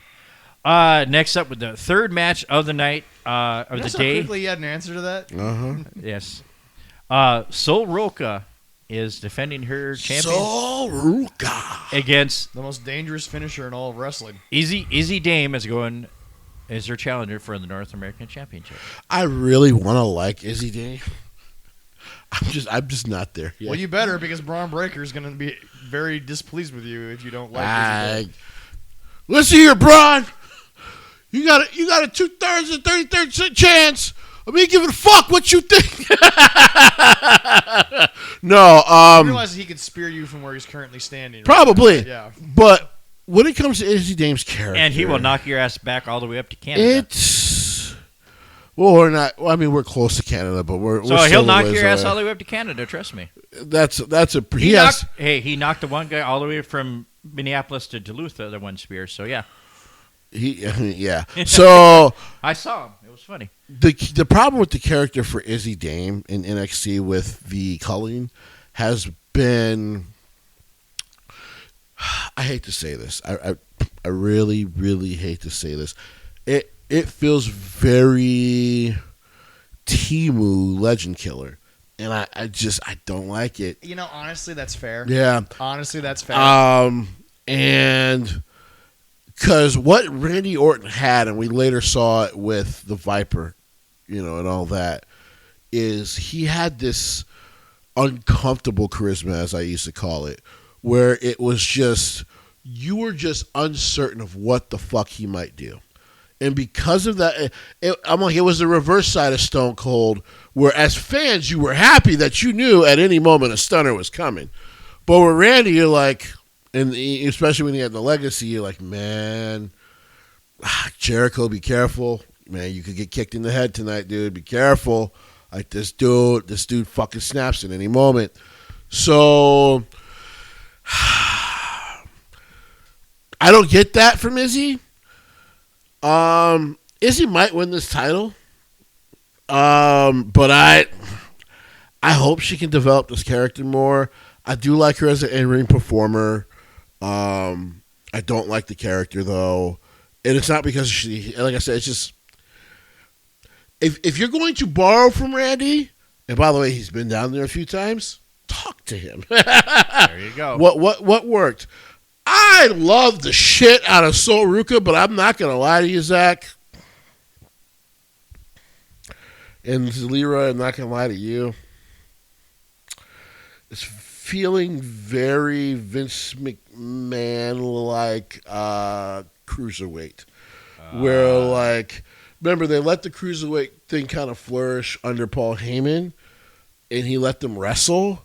But that's just because he knew they could bring in a certain amount of money if I just let them wrestle but never talk. You never really saw Kidman talk because Billy Kidman was kind of a terrible promo. But, yeah, I guess I love Soruka, though. We'll see. These two girls are developing very, very well in the system. I get nervous for those who are down there for more than 3 years. Because remember, Gigi Dolan basically never got out. True. So, was that the last match on the card? That is, they only had 3 Wow. So after Tuesday, they probably will add a couple more. So now my question is, as we move on to the next WWE card, because we'll start getting out of here once we get through the AEW stuff, because I don't even know if we'll go through the card, but boy, do we have to talk about what fucking growth is. I don't know, Jesse. They don't have a lot on the What card. is the issue with Evolution? Why is it never built? Or why is there reports that talent are unhappy? Like, what is it about the? Do people just not want this pay-per-view, or does WWE just not put their effort into it? It might be that second one, which is disappointing. Yeah. This was a late announcement for this one. It was, honestly. Well, first, before that, we got 1 down, 2 down. The next one on the night is going to be the Saturday Night's main event. Oh, yeah. We'll go through that. I wanted to skip that because I know that... well, no, actually, I wasn't going to skip that. Hey, Jesse, quick question. Can you go 15 seconds and say something nice about Bill Goldberg? Bill Goldberg has had a nice career. I'm sure people will enjoy this last match. He'll get to do it in front of his friends and family in his adopted hometown of Atlanta, Georgia, where WCW made him very popular. Okay, you're done. Okay. Fucking hate Bill Goldberg so much. Oh, it's all right. Oh, God. Yeah, Gunther Goldberg, this is his retirement match. Gunther is clearly going to win because Yes. because here's the deal. WWE, of all people, 85% of the time he's been in WWE, he's been a champion. You think they're going to feed him to Goldberg for a one-off loss? Absolutely not. You don't think they told Bill, if this is the guy, you ain't fucking winning, bruh. Mm-hmm. No fucking way are they going to do this. Well, Because, by the way, they've already announced Cody and John Cena for Sunday night of SummerSlam. So that's SummerSlam. No, they haven't done anything else. Next up, they only have 3 matches for a Saturday Night's main event. They might add another 1 or 2. LA Knight and Seth Rollins. Should be good. That should be great. Good, yeah. And But last hey, time, but hey, why would LA Knight be with one of the biggest stars? Because he's such a mid-carder. Yeah, no, yeah, clearly. whatever. Out of here. And then Randy Orton and Drew. Yeah. Oh wow, that's for Saturday. That's it. night? Yeah, That was yeah, just Saturday's added on main event. Friday. Yeah. No, that was added on Friday. That disappoints me. LA Knight winning a world title would be the equivalent of if AEW ever did close down. There's going to be an entire half of the internet that's just going to have to shut the fuck up for like 72 hours. And it's gonna happen. Oh well, I can't wait for it to happen. We ain't that far from it happening. No. Those are the only three, huh? So far. Yeah. So that's what it is. Just like NXT, we'll add some more this week. Damn, I'm kind of mad that So- they announced the Drew. Maybe, you know what? Maybe this leads into SummerSlam. Yeah. Yeah, that was just on a Friday. Because I was like, man, this could be a really nice like should we SummerSlam feud for them. run through the Evolution one? Let's and go. Then, Yeah. And then do AEW Sure. last? Yeah. All right. Well, we have to do AEW last because guess what? They do their ratings last. No, that's And before we do Evolution, Yeah. all right. I thought it was just gonna wait. like Nikki Bella for not having an opponent, if you need to talk to someone, use our great sponsor at BetterHelp.com. All right, we're going to move on to the Evolution card. But before we do, Jesse, as we are going to try to sort of wrap up the end here, my question to you is this. What do they do with this pay-per-view going forward? I just... I don't know. Announce it a year in fucking advance. Actually have a plan. Yeah. Well, The problem is this is the most Tony Khan moment that Triple H has had all year because it's just like... It seems like... The first one was so well done. It was. And no, I will not give Vince credit, though he does deserve credit for helping to book the thing. He does not fucking get credit because it took Triple H pushing him month after month after month to fucking do it. Now, and by the way, he only fucking did it because once they announced it, he's like, oh, they sold 70% of the tickets. We should do it. Fuck you. All right. But yeah. And right now, it's a great... It's a great card for the ladies. I just love it. Well, read the card. Don't just It read also, the card. unfortunately, hasn't sold a lot of tickets because it's so last minute. Yeah. Yeah, it is. All right. I've always said the WWE machine, as long as they give it enough time to breathe, Yeah, they'll sell it the does tickets. great. Yeah. First match they have listed on here is going to be Jessie Jane versus Jordan Grace for the NXT Women's Championship. I don't know if Big it's time Mama to Pop. take it off of JC, but I do think they're trying to get Jordan to They're that trying to pinnacle. get Jordan up as quickly as possible. Yeah. That's it. She's having two matches, 2 different days. She's a busy weekend. All right. Jordan's done a hell of a lot more than that. I know. Next up, we have for Strong, but the fitness competitions alone are more fucking work than this. we had the Women's World Championship with Io Sky versus Rhea Ripley. Yep. Rhea has never beaten Io. She has not. All right. She will not. All right. Then only two teams have been finalized for this, but the Fatal 4-Way for the Women's Tag Team Championship, Raquel, Roxanne Perez versus Alexa Bliss and Charlotte Flair. 2 more teams to be determined. I like giving this to Charlotte and Alexa only because I think there's a lot more in. Jesse, I'm going to be honest, and I'll put myself on that list of skeptics. I didn't think this pairing was going to be as interesting as it has been. Yeah, it's been pretty good. So they're going to announce. It also unironically shows a lot of people who were haters. Alexa's always been on that level. She's always been on that 4 horsewoman level, even if she wasn't considered one of them. She was the first one to do everything before them. Yep. I will never forget the fact that Vince McMahon chose her before the other 4 women, which is still insane to me. And all those people are like, well, it's because he hated NXT. She was an NXT prospect. It wasn't even close to the. She hadn't made nearly as much I don't money as even the think other she girls. won the NXT Women's title. I don't think she won a match. Right. She was Blake and Murphy's fucking was it? Yeah, Blake. It was Blake and what was the other guy? Well, it was Murphy and something like that. Yeah. Yeah. She was their basically fucking cheerleader. manager. Yeah. She Yeah, came something out like that. spitting glitter. Yeah. That's a real thing. Yeah, I think they're going to announce Monday for one of their tag team, and then probably on NXT. I think NXT might get a tag team. In it. NXT will They get are. one, Yeah. They're getting one from the original tag team that they established with Roxanne and Raquel. One from Raw, one from SmackDown, one from NXT. Yep. And they'll announce that Monday and Tuesday, respectively. Then they're going to have a battle royal for participants are not to be determined there. But whoever wins that is get a world championship match at Clash in Paris later on this year. And then up next we have. That makes no sense to me. Well, they haven't announced. You have fucking SummerSlam. Yeah. Well, they're going to feature the WWE Women's Championship at SummerSlam, whatever. No, I guess. pause for a second. Time to hit Triple H. That makes no fucking sense. I agree. Why are you booking a battle royale for a number one contender for like 2 months down the fucking line when in about a month after this show you have your second biggest PLE of the year? Right. Well, I said it's just for a world championship. Could be from either show that they challenge. All right. I don't know. I read something for the next segment. Go ahead and finish this up. All right. This is some funny shit. Tiffany defending her title against Trish Stratus. And then we do have a no-holds-barred match between Jade Cargill and Naomi. That's going to be a good one, I think. I don't know who wins there. I do love that Naomi is just a cartoon villain at this point. Oh, it's fucking great. It's fucking awesome. great. It's fucking hilarious. It's just great shit from Naomi. But now my question is, Jesse, is this the moment where she loses to Jade so that they end that, but then she cashes in shortly after?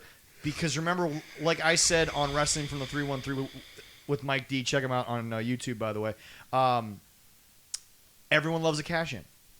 Yeah, it could be. Do we make Naomi look, I don't want to say weak, but just kind of make her look a little more heelish by losing, and then just have her win? Unlike Seth, I do believe she'll win when she cashes in. I totally Yeah. agree with you on that one. Well, the one nice part I've always said is that the fact that the women are 100% is what it's proven is, sadly, when the women's Money in the Bank gets handed out, it's actually someone that not only do the fans want, but they're usually deserving of it. Right. Mhm. So, yeah, that's why I think the women stay at. I don't know when the women will finally have a lost cash-in, only because every time they give it to a woman, holy shit, it just makes sense. That's true. There really hasn't been a bad one. No, There hasn't. There's been No. some weird ones. Yeah. but they weren't bad. But like Nikki Ash, like I told you, I'm like, it wasn't bad. You just never could have imagined. True. That's true. But Last match of that pay-per-view is going to be a triple threat for the Intercontinental Championship between Becky Lynch, Bayley, and Laya Valkyrie. This is going to be that moment where, Lyra, we know you're good in ring, but time to swim. It's true. Time to is swim. there any more shark-infested moment than this? Nope. Like you're a tough fish. You're a tough cookie. You got the biggest star in the last 20 years of an entire gender's wrestling. And probably the most popular woman. I mean, Yeah. Maybe outside ever. Besides Rhea Ripley, Bayley is. Yeah. Yeah. Like, all I'm going to say about this match, because I don't think there's a way it can be bad in ring, because people forget because she's been so showy, which is funny because her character was never built on that. Becky is still technically one of the better women in the world in ring. Bayley's always been a wizard. Right. Oh, God, yes. And then fucking Lyra, like I said, we know she can go in ring, but now this is her Stephen Amell moment. Because remember, Stephen Amell told Chris Van Vliet, the advice I got from Triple H, slow it down. Then slow it down again. And then just when you think you're too slow it the fuck down again. Because he even admitted, and when you go back and watch the footage, you're like, oh yeah, that could have been a lot better. He could have taken fucking 10 seconds to climb up the table, to climb up the thing, and then jump on the table to Chris and turn around and you hype the crowd up, and in reality, all he did was basically step into a fucking splash, and you're like, yeah, that could have been bigger. Yeah. That could have been bigger. I remember watching the original All In being like, that could have been a bigger moment. Right. So, like, this is, but this is it for Lyra. Can you adapt to getting the fans behind you when clearly, no offense to you, sweetie, you are the third most important person in this match by a goddamn country mile. But that's the point.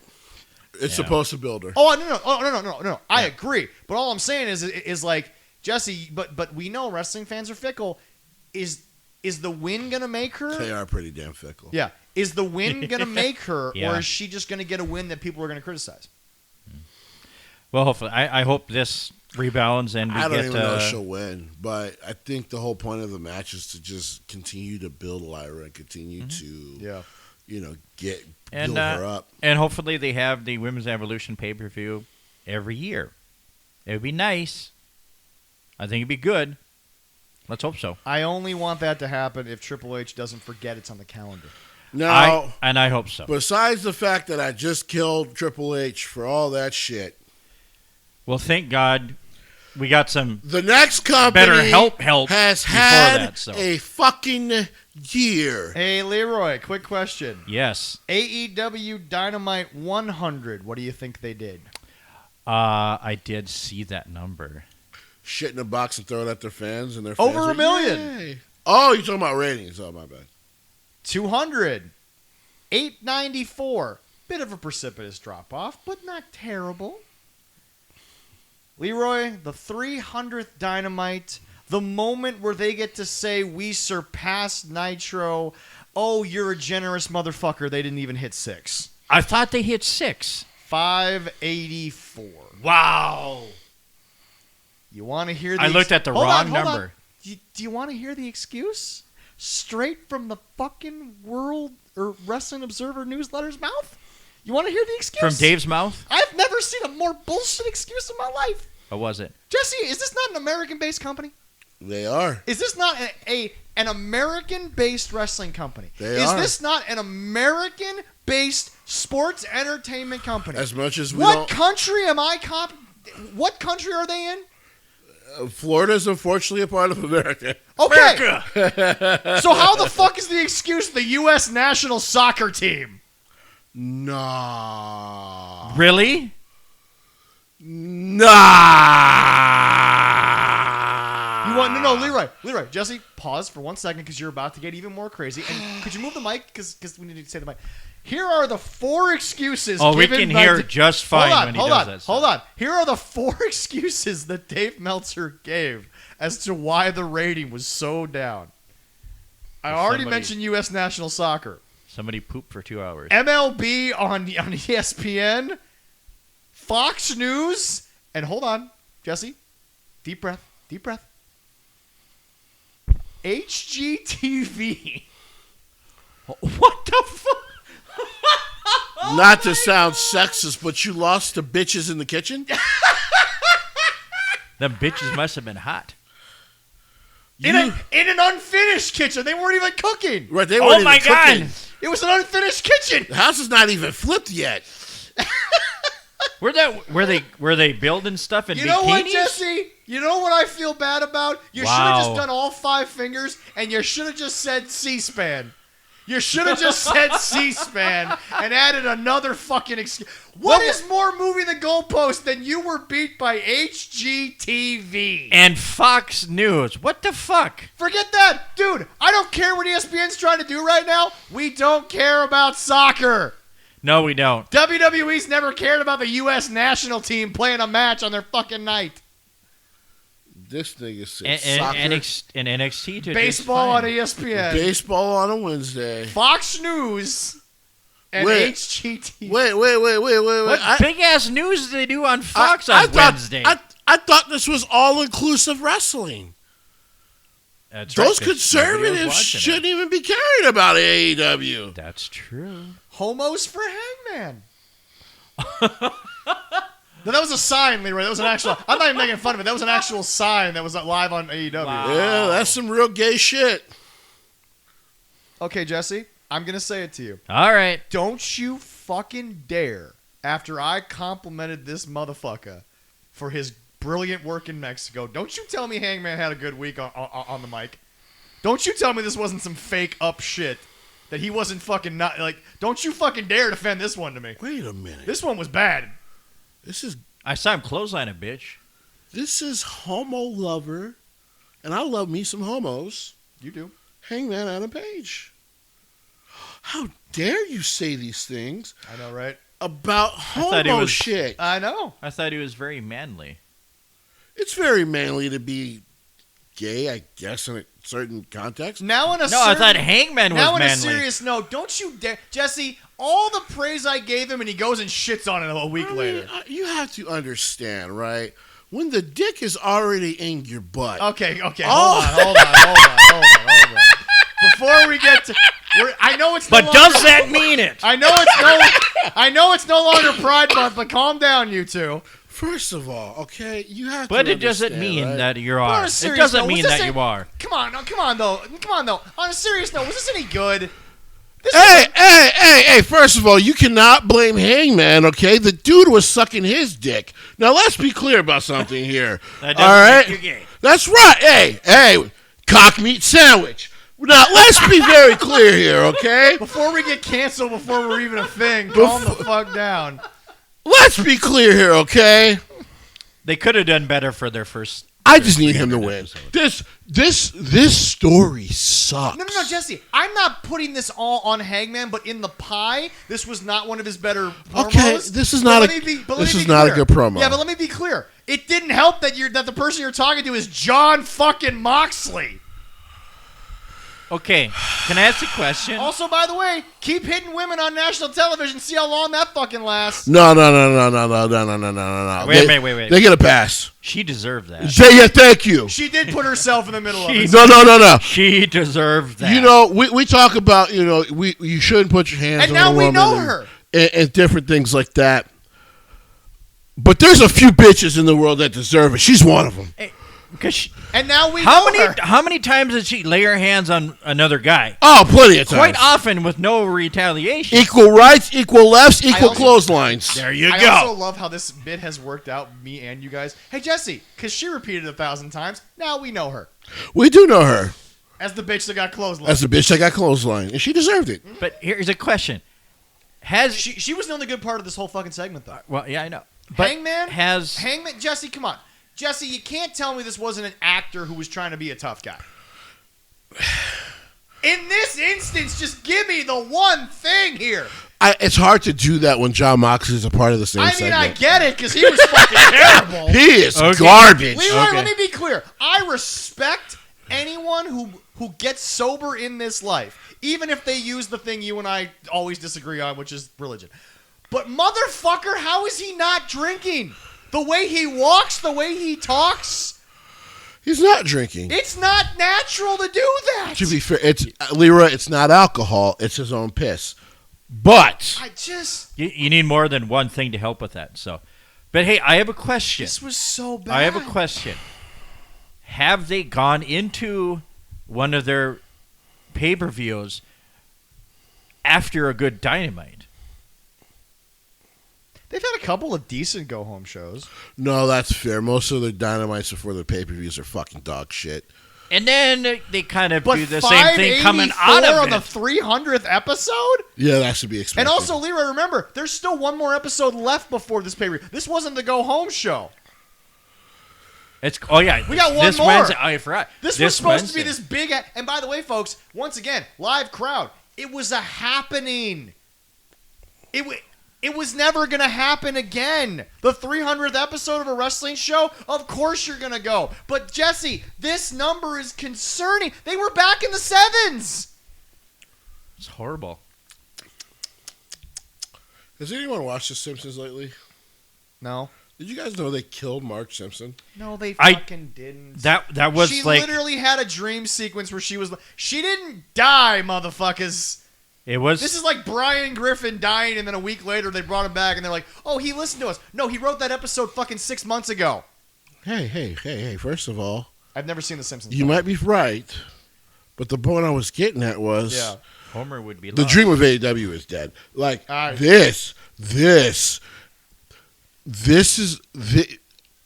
If you watch... Is this pay-per-view Sunday?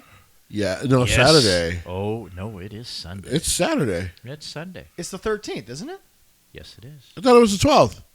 No. Well, Jesse, looks like I'm staying at July 12th. Your place. Oh, it's July 12th. Oh, Yeah, so it is Saturday. Saturday. Let's see. July I'm off 12th. at 11. We'll only be halfway through the pay-per-view. I'll just come over, Jesse. I'm about to say, we'll be like 3 matches We're in. like 3.5 matches in. I'm watching Saturday Night's Main Event. That's what I'm fucking watching. I'll probably have both on. Okay. Okay, so Are we going to run through the... Well, let me know when we run through the card. let's go through the card. All right. How many matches are we up to? 8. He's going to add at least. There's 2 matches that's going to be quick. We're going to go through them real quick. There's a quick match on an AEW No. pay-per-view? Wait. Is Max Caster and Anthony Bowens going to get their fucking match? It could be Max. It could be Beast Mortos. Nah, According to Mercedes, he's not quick though. His matches are. He's not. That's why he's got all that stamina. No. There's 2 matches that it's a quick run through, and the other ones we might have to talk a little bit. All right. First up, we have the AEW's Women's Championship with Toni Storm against Mercedes Moné. Tony, and I'm talking to Tony Khan. Don't fucking do it. Don't give her the belt. Again, dude. So far, I don't know how. You've been the only wrestling promoter so far to not give this useless bitch a fucking belt. Don't do it, man. What are you talking about? She's a TNT champion. Sorry, TBS champion. But no, he hasn't given her the main belt. Yeah. Everybody else has. The main belt. Jesse, from the minute Chris Statlander won that belt from Jade, you know that belt's been fucking meaningless. Don't even fucking pretend like it has. But she has it. And she's had it for almost 2 years. Has it really been 2 years already? Yeah. Fuck. Well, she had a time to collect all like the 6 other belts. But all I'm saying she is, has. Tony, don't give this bitch the title. You want to know why? Because then that means Toni Storm becomes the secondary person on your women's television show, and we already don't care about your women's TV show. Yeah, that's true. Motherfucker, don't do it. Like, no, seriously, I'm actually begging Tony Khan, don't fucking do this. You just made him do it. You shouldn't have brought it up. Also, didn't Mercedes recently say, don't call me... Yeah, no, Mercedes said, don't call me Mercedes Hogan, call me Mercedes Omega. It didn't work out for Kenny either. Kenny had to give up all them belts. That's what's going to happen. So did Ultimo Dragon, as we've chronicled. Yes. Ultimo Dragon, though, actually had to wrestle in all those promotions. Kenny killed 2 main event fucking... And he didn't wrestle in them. And he didn't wrestle very often. You know what? Fuck it. I don't care. Tony, give her the belt. But then I want to. But then you know what? I can't wait for all the internet to sit there and tell me about how Mercedes has been like. She's really ruined the women's main. She really ruined the women's main event scene on AEW. I'm like, really? You're just now realizing she's done that? Okay. They finally started listening to us. All right. I just, bro. I know I've had my beef with Toni Storm. I know I have. But, dude, she's done such good work. She has. Don't ruin it with Mercedes moan. And by the way, sweetie, I'm not copying Jim Cornette. You moaned in a fucking backstage segment. You just made him right. That's not our fucking fault. She did it at the wrong time. We already know my feelings on Mercedes. Next match. Next match. Well, Jesse, if she wins, we may have to have you redo it because that was the week we had technical issues. What? Redo what? Your little rant about how this bitch is not helping the women's wrestling, but we'll do that when she wins this match. Go ahead, if she wins, we'll talk about it. Next up is the Texas Death Match for the AEW World Championship. I'm so mad. I don't Moxley care. and Hangman. I don't fucking care. Move the fuck on. Stop calling every goddamn thing you do a Texas Death Match just because in this case I'm not even blaming Hangman just to prove that John fucking Moxley can't fucking wrestle. But it's in Texas. So someone's gonna die in Texas. It's not even a real Texas Death Match. But it's just a hardcore match. But it's in Texas. Yeah. I'm not even mad at Hangman for this. For Hangman, sadly the way he's been booked, it makes sense. The problem is, it's not a real Texas Death Match because it's never fucking been, and it's because John Moxley can't fucking wrestle anymore. But because he's drinking his own pee. But it's in Texas. Move the fuck on. All right. Wait a minute. We all know our feelings. Hangman, please win. Yeah, no, exactly. Jesse, all I know is I'll be able to hear you from closing up my quick trip. As soon as I turn the key and I lock that, as soon as I lock that bitch up, I'll the be Texas able to... Rangers play in the stadium. No, Jesse, hold on. As soon as the key turns, I'll be able to hear Jesse going, "Oh fuck, it's Darby Allin with a fucking baseball bat." But they're in Texas. Lights go out and there's Darby. I don't care anymore. Just fucking win, Hangman. There we go. Please. And after that much, here's another clusterfuck match, I think. Winner take all with Okada against Mr. Kenny Omega, the Continental and the International Championship, to get a unified AEW United Either this is Unified going to Championship. be an absolute brand new classic where they had to change their styles, or this is going to be the first dog shit match between There these is two. no There's like in no in between. between. And you want to know what's sad, Jesse? You want to know what's sad? Even if they have a mid-match, they've already set the bar so high, there's no way that it could be great. Like, so Dave's going to give this 9 stars, but it's going to be like, no. they wrestle like Triple H and like Kurt Angle and shit. And you're just like, wow, that was boring. And then he's like, 9, 10 stars. Like, what dick did you suck? What are you talking about? What? I was going to ask you, Dave sucked a lot. I want a realistic answer from a true New Japan stan over here. What realistically are you hoping to expect from this match? I'll be real. We get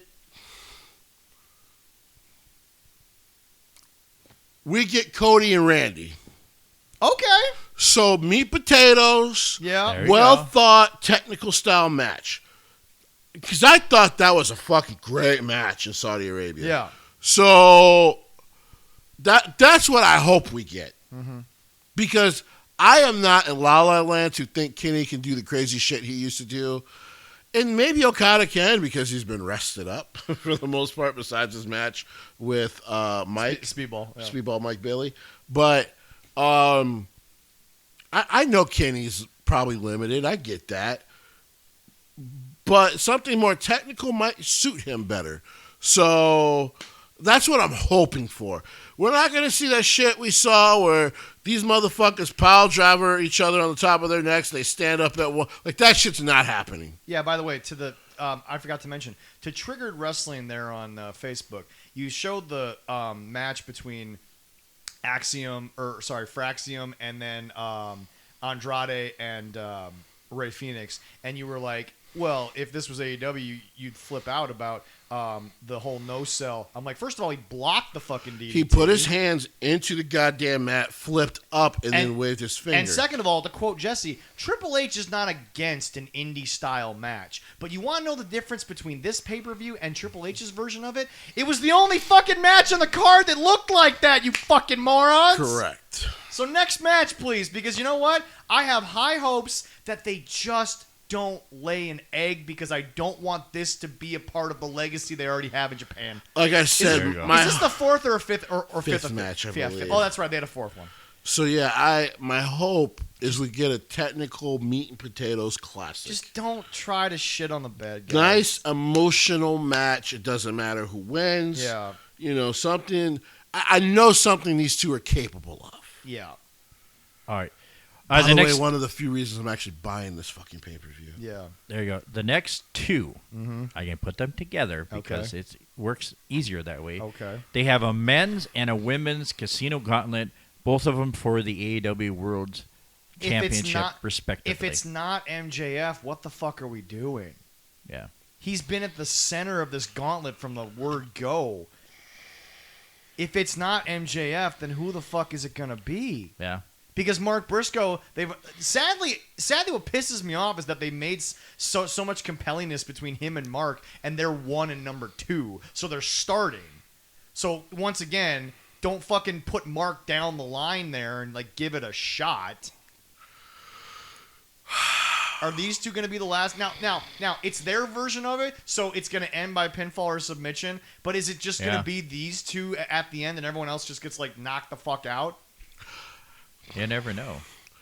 I always think maybe they're going to spin back to MJF on top of the company again. Yeah, Because to be honest, it's probably the last time this main event scene was any good. yeah. And yet, because the Darby Allin thing is floating out there, why would he win this match? and guess who just came back on Collision? Yep. Look out to the Scorpio sky. Who's perfect for the old champion to beat? Now I know that you've shit on that, but Jesse, he was hurt for a while apparently. I'm not even shitting on the fact that Scorpio Sky is back. Yeah. But the reason I think they brought him back in this fashion is probably to win this gauntlet. Because if you circle to MJF winning this match, then you waiting on Darby Allin is now even looks fucking dumber, even to your sickos. Do you put Darby in the match? He doesn't look believable beating MJF, who's a former champion. I agree. Yep. So if he does win... And then for the women's... 584 on 300. Let's just remember that. Yeah. 584 on 300. Yeah, and then for the women's, Leroy, I'm going to be honest, not even their fans give a fuck. Probably Megan Bain. Chris Stratton is the first entrant. They keep pushing Megan Bain, and the problem with me is that, Jesse, I don't give a fuck what the sickos tell me. She's cold as ice to this fucking She is.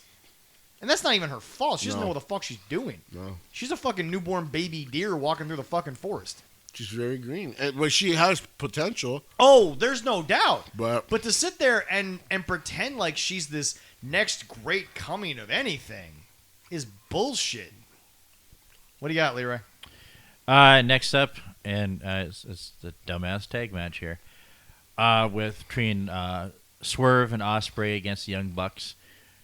If Ospreay and Strickland lose, they can't challenge for the World Championship for 1 year.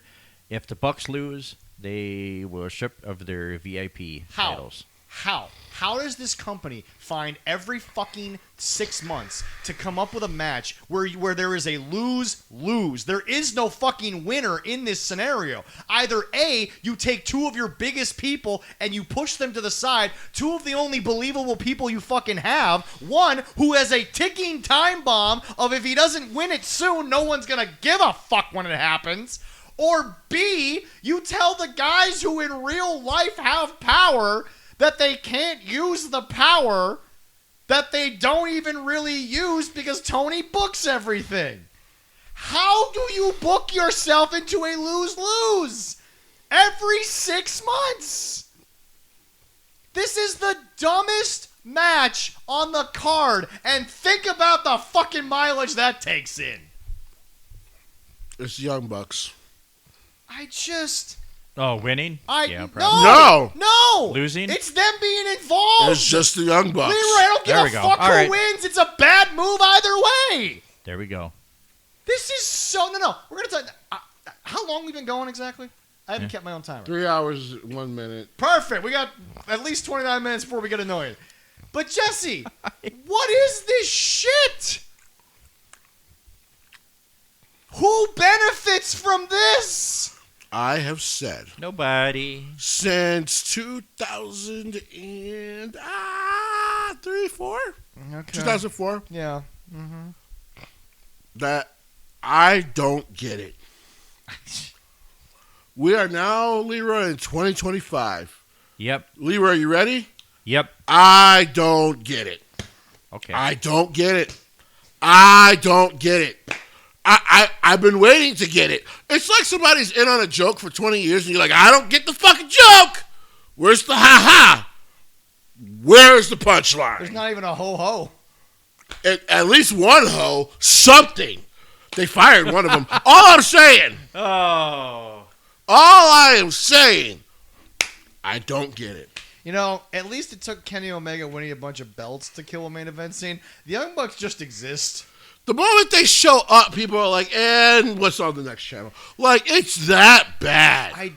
Jesse, I must have really been burned by Vince's booking to believe that these guys ever had a main event quality to them. Listen. I mean, god damn. I tell everybody every day who asks me, would you and Jim Cornette get along? And I say, probably, and then we'd be ready to choke each other, and then we'd be cool. Yeah. But the one thing he would tell me more than anything, You hate them more than I do. you definitely hate them. And I would go, Jim, because I don't think you ever did. I just think you got fucking sick of their bullshit. Yeah, it's fair. But I've actually been to the shows and seen the shit, and I'm like, I don't fucking get it. And they want to own PWG and just take that lineage and shit on it. I don't get it. All right. Next match. We have the Adam Cole and Kyle Fletcher for the TNT Championship. You know what, Jesse? This is less egregious because no one gives a fuck, but it's also another lose-lose. If Adam wins, Kyle is once again the guy who can't get it done. And if Kyle wins, you've shat on Adam Cole again. They did it twice, and they're going to do it twice in one night. No, this is bad. One of these guys is supposed to be a main eventer. The other you're supposed to be building to be one. And they are nowhere near close. They're going to kill each other's momentum. They're going to do everything they know how to do. But I'm a hater because I've been watching every now and then. I've been watching Collision and going, why are we making these two fight each other now? Like Adam Cole needs his momentum back. He doesn't have it back. He needs something. And okay, you give Kyle Fletcher his first belt, but like for the most part, all he's done is lost to Okada, the Swerves of the world. So like he's not believable in a main event scene. Do people not realize that Carmelo Hayes has actually won a couple matches with these top guys? He's actually been successful. Yes. Kyle ain't won shit. The only guys he hasn't beat, the one guy he didn't beat, of course, notably was Cody Rhodes. But that makes all the sense in the world. You ain't at that level yet. Yeah. You can compete with him, but you ain't at that level yet. Right. This one is one where, like, I've been watching. I'm like, I legitimately feel bad for both guys because this will be a great match. Can you imagine if? But it does nothing. You know what? No It's one. funny. I was going to say this at the end of the show. I know everyone thinks that every time I say that these people need to get out, everyone always immediately assumes go to WWE. Bro, Kyle Fletcher needs to go anywhere else but here. I don't give a fuck. Back to New Japan. But Adam needs to go back to WWE. Oh, yeah. Him, Kyle, Roddy, Bobby. Go get Bobby out of retirement. Yeah. Take your asses back. But I'm just saying, guys, what the guys, no, let me be clear. Y'all think I always mean immediately go to NXT, immediately go to WWE. Kyle, go anywhere else but here. Literally, dude. Like, By the way, this goes to Takashita and all the Takashita fans. It doesn't mean I want him to go to WWE. No, Takeshita needs to go anywhere else but here. Anywhere else but here. This is a waste of his time. Oh, my God. And by the way, you want to know what's sad? I think he's learning from Okada in the best way. He's not giving his full effort because why the fuck should he? Why would he care? Wow. He's got to know by now this is fucking a waste of his fucking time. If he was getting paid, dude, Takeshita better be getting paid well because if he was getting paid only about $40,000 a year to do this, I'd be like, who the fuck is your translator, bro? Because you are not fucking making enough You're money. getting fucked. Yeah, no, man. Yeah. All right, well, we will have all the results here in a little bit. Don't forget to look for at least Leroy we have on August 1st.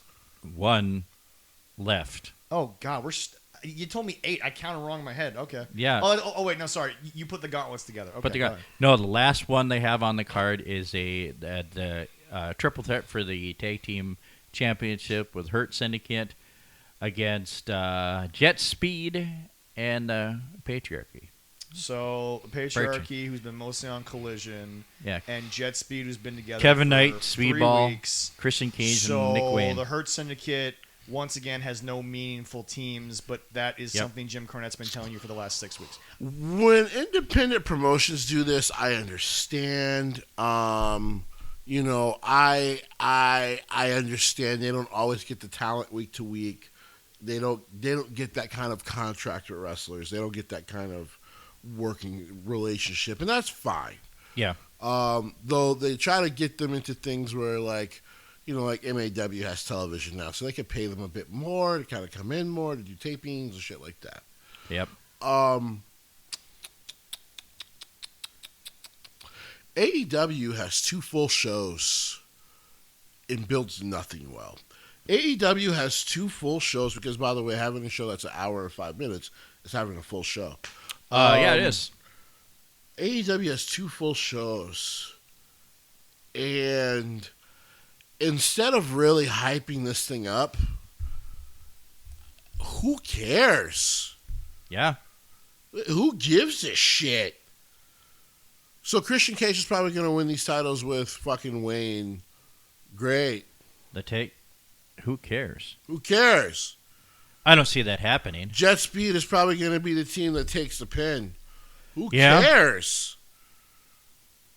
They just banded together. Like when like I said, when I see independent promotions do these big matches like this, I get it. Oh yeah. You don't have these You don't have these wrestlers contracted to you. Oh, they're there for one night. Or like, Yeah. like I brought up in MAW's case, maybe they can be like, we could throw some dates on it, do some tapings, right? Which is cool. But AEW has these guys on full contracts. Most people don't even know who the fuck Jet Speed are. Nope. Everyone still thinks that Christian Cage and Wayne are trying to fight over his fucking stupid mother. I mean that kayfabe. Because she's a terrible character on television. She's awful, dude. Yes, she is. And if you didn't even say who the tag team champions were, most people wouldn't even fucking know. No, because the Hurt Syndicate have been so busy with this MJF thing that while, yes, it's good in a vacuum, what's it doing for the tag division? Nothing. Because it's not like the Hurt Syndicate is fighting with a tag team and MJF's fighting with Mark Briscoe, and then we have a 6-man to settle these differences. Mark Briscoe and MJF have a completely fucking left field thing, and meanwhile the Hurt Syndicate's in the infield fucking playing with themselves because there's no like legitimate tag team on this roster. So like again, like you have this big ass show that now that it's finally here. Jessie talked about it while I was on vacation about the issues in the ticket sales. You were there, Leroy, and you were shocked by the numbers because wow, were they terrible. And then I'm sitting here like 23,000 is the setup, and the stadium can do 80 from the floor to the rafters. And you motherfuckers are telling me, holy crap, look at this card that Tony has blessed us with. And I'm like, you want to know something? This card is going to be the biggest detriment to your yearly business because it's just going to disappoint. It's just going to be something where you look at yourself and you're like, wow, look at this big room. Why are we here if we didn't even come close to selling this out? Mm-hmm. When we fucking look up to the rafters in DPW, there's people in the rafters and on the floor. Oh, yes. That bitch is sold out. Minus Jessie, of course, but that's going to change. A bunch of boxes that are, still missing. Right. But I'm going to handle that light-skinned brother. Not worry about that. I mean, Jessie, we go back to the start with the creativeness and all this stuff. You've got to just look at a band and look at them and say, what did you guys really do? You booked an arena that's so far out of your league. Bro, it's worse than that. When I think about this show, and and the problem is what you just repeated, a fan, but they're the problem. You see, it used to be easy for so many of us to unite because AEW wasn't around, and God, WWE had just dog shit booking. And so it was easy for everyone to go to WWE shows, try not to shit on the product, and as soon as the main event happened, you just shit on it naturally. Because it was hard not to shit on it. But it was easy because Vince McMahon is not a likable person. And then, of course, we all heard him on Pat McAfee in 2019. We were like, oh, God, you're really not fucking likable anymore. Well, I book for people who have never been to an event. Like, eat my dick. Like, there's no new kids here. It's us who have kids now bringing our kids. Like, what the fuck are you talking about, old man? No, actually, I believed him in that moment because he definitely did not pretend like he did something the week before. Because he didn't give a fuck about us. But it made it easy, right? Yeah. AEW at first had it fucking easy when they started because that guy was still running the show at the other company. So outside of NXT, which, by the way, should have been fucking warning if things ever changed, it was easy to watch AEW even with all the troubles at the start and go, yeah, but I do really dig this. That match is fucking killer, blah, blah, blah, blah. And we could a million people would watch. Yeah. Because a million wrestling fans were excited for something new. Yeah. You're down to half that now. Because you never really grew, not much. And you hear shit like you just said. Oh, look at the card he gave us. The card he gave you guys isn't going to fucking 25% fill up a baseball stadium. Which, by the way, you're going to look at me when it's over and be like, they put 20,000 people. If it was a 14,000 person arena, Big ups. big ups. You booked a fucking baseball stadium. And you can't fill 25%. And you can't even fill the... Dude, let me be very clear about a fucking baseball stadium. All those people can fit on the floor. You don't even need the cheap seats. No, you don't. WrestleMania still used to sell because it was WrestleMania. And this year's going to be a big seller. You want to know why? TKO will probably promise you there's no Dwayne Johnson on our fucking schedule. But here's the thing about WrestleMania, though. Even during the bad years, Yeah. it's still WrestleMania. Right. You're probably yeah. going to get some moments. Yeah. SummerSlam could do okay Yeah. because it was SummerSlam. You're going to get some big moments. But outside of the Rumble, you know what WWE stopped doing before recently with Triple H? Doing big shows for their B pay-per-views and all that. Yeah. Because people knew, why would I go? Lesnar might show up and ruin a fucking match that I actually kind of cared about because Vince has to go, ha, ha, ha, get your money, pal. Like, fuck that. You guys are down. It's not even you guys. This company is down. And I love it. I do love AEW. But you're down to being able to only sell 25% But see, that's the problem, of Jesse. a baseball stadium. But Jesse, that's the problem. You are a logical person, and you can look at it. The problem is the people who look at us and say, "Well, we're not idiots." I'm like, I'm not saying you are, but you can stop at the entertainment value of it. Right. Jesse, we can't because the only thing that I see is the NFL is going to go to an extra game again. All I know is that extra week that they have, sorry, basketball and baseball, you might want to fucking make sure that you don't fucking have anything going on. You don't matter. You don't matter. Nope. They're going to take the lion's share of an extra week of the fucking year. Mm-hmm. They're going to put the Super Bowl mid-fucking Valentine's Day. Right. And if Valentine's Day is on a Sunday, ladies, there ain't going to be no bookings and no restaurants. No dick. No. It's going to be a busy fucking day. Dick on Monday because I had to watch the game. Exactly. But now there is this situation and this weird one. Right. Of you guys are like, I just love wrestling. Really? Because wrestling as a whole is not where it once was. It is not part of the American backbone and culture and the true spirit of everything that we do. It's not in the zeitgeist as it once was. It's in a good growing spot. But AEW is not fucking contributing. The AEW fan base and that's the problem. The AEW fan base is the old school 1970s, 1980s metalheads who are sitting there and saying, well, this is the peak. So you want us to go back 40 years. This ain't even going back 40 years. I mean, I know the old heads have their thoughts on AEW and all that shit, but like, I gotta be real. How many of them are collecting a check? Like, most of them aren't.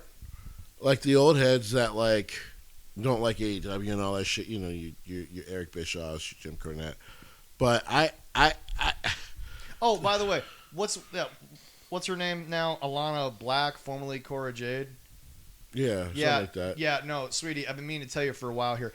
It's really fucking easy to say you wouldn't call WWE back when your phone's not ringing, and it's a hell of a lot easier to say that Isn't that kind of what like Kevin Owens threw out towards Matt Cardona? Well, not only that, but it's also no. Actually, Kevin Owens legitimately said, "Why the fuck is Matt calling himself the King of the Indies when he literally talks to WWE every fucking week?" But no, sweetie, number one, you won a championship your first match out of WWE. You know, the former WWE thing really kind of works out well for you there for a little while. But yeah, it's really easy to fucking say in a podcast, yeah, I don't know if I'd take their call right now. I think I'm going to work on me.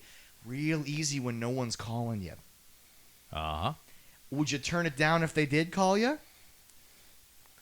Most people don't. Exactly. No. But back to this point. No, Jesse, it's all lunacy and it's all delusion. This is supposed to be the biggest this show's legacy. I want to remind everybody, this show's legacy, regardless of who put it on, is we filled a 10,000-seater arena in Chicago, Illinois, the third largest metropolitan area in the United States of America, arguably one of the biggest entertainment capital countries in the world, the one market that no one wants to lose no matter what country they're based out of. That's its legacy. And now it's 20,000, which, yes, is more than 10,000. But it's all these years later, and you've only doubled when you were originally at 8 times that? It's more than 10,000. What a sad point we've reached. It's more than 10,000 people. Can you imagine what the room would look like at TKO if WWE goes, well, last year was 10,000. Well, last year this arena was 10,000. Now it's 20. Hey, it's WrestleMania. If I had money, you know how much a show would cost to get us all down there? How much? The traveling fees would cost more than the tickets right now. Oh, yeah, that's and we'd true. have decent seats. Oh, yeah, it's true. I could get us seats right above the front row people, $25 a pop. Because they're desperate. Wow. Because everyone's like, oh, my God, look at the sales for these WWE shows coming up. They're only like a week away. I'm like, yeah, but those tickets always drop in price. WWE Well, I never told did that. people with WrestleMania, because shit has not changed in 30 years, the tickets drop immensely 2 weeks before the show. Yeah. Because no one can pay for them high-ass prices. And then TKO took it to another level this year. Yeah. So, yeah, like, WrestleMania is always like that, and then they sell it out. Yeah. That's how WrestleMania always works. That's why people talking about it, I was like, what the fuck? This is a non-fucking conversation. It's almost seriously, it's almost like talking about like an NFL team.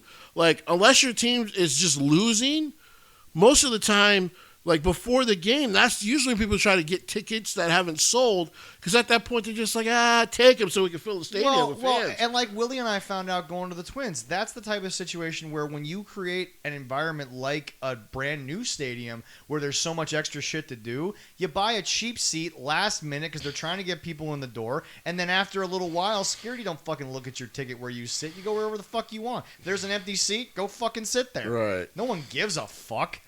It's just, it became such a bad conversation.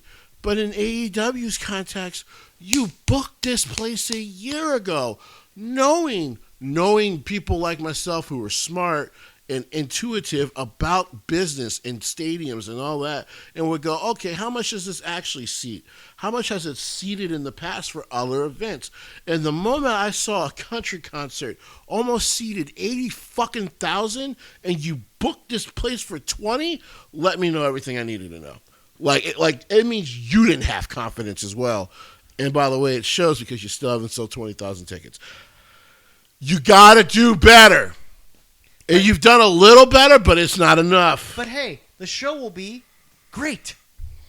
And it'll be the best run of shows that we've had. And we're going to have a great night. And we're going to have broken a pay-per-view record on this day in this month that WWE was the last one that did this. Probably 60 years ago when fucking no one gave a shit about the product on a random fucking July. Oh, yeah. But hey, you guys are going to sit there and tell me that, you know, it's funny. To be fair, his dad could probably buy the Texas Rangers, I'm guessing. Yeah, probably. Yeah, they're not worth much right now. Yeah. But you know what's funny is I get to kind of roll Dave back into this. You guys are sitting there saying, well, WWE put Evolution on because they think they're competition. According to your fucking priest over here, the guy who spills the gospel, your fucking competition are a bunch of old people doing makeover shows. That's my mic drop. Thank you all very much. Have a wonderful weekend. Bye-bye.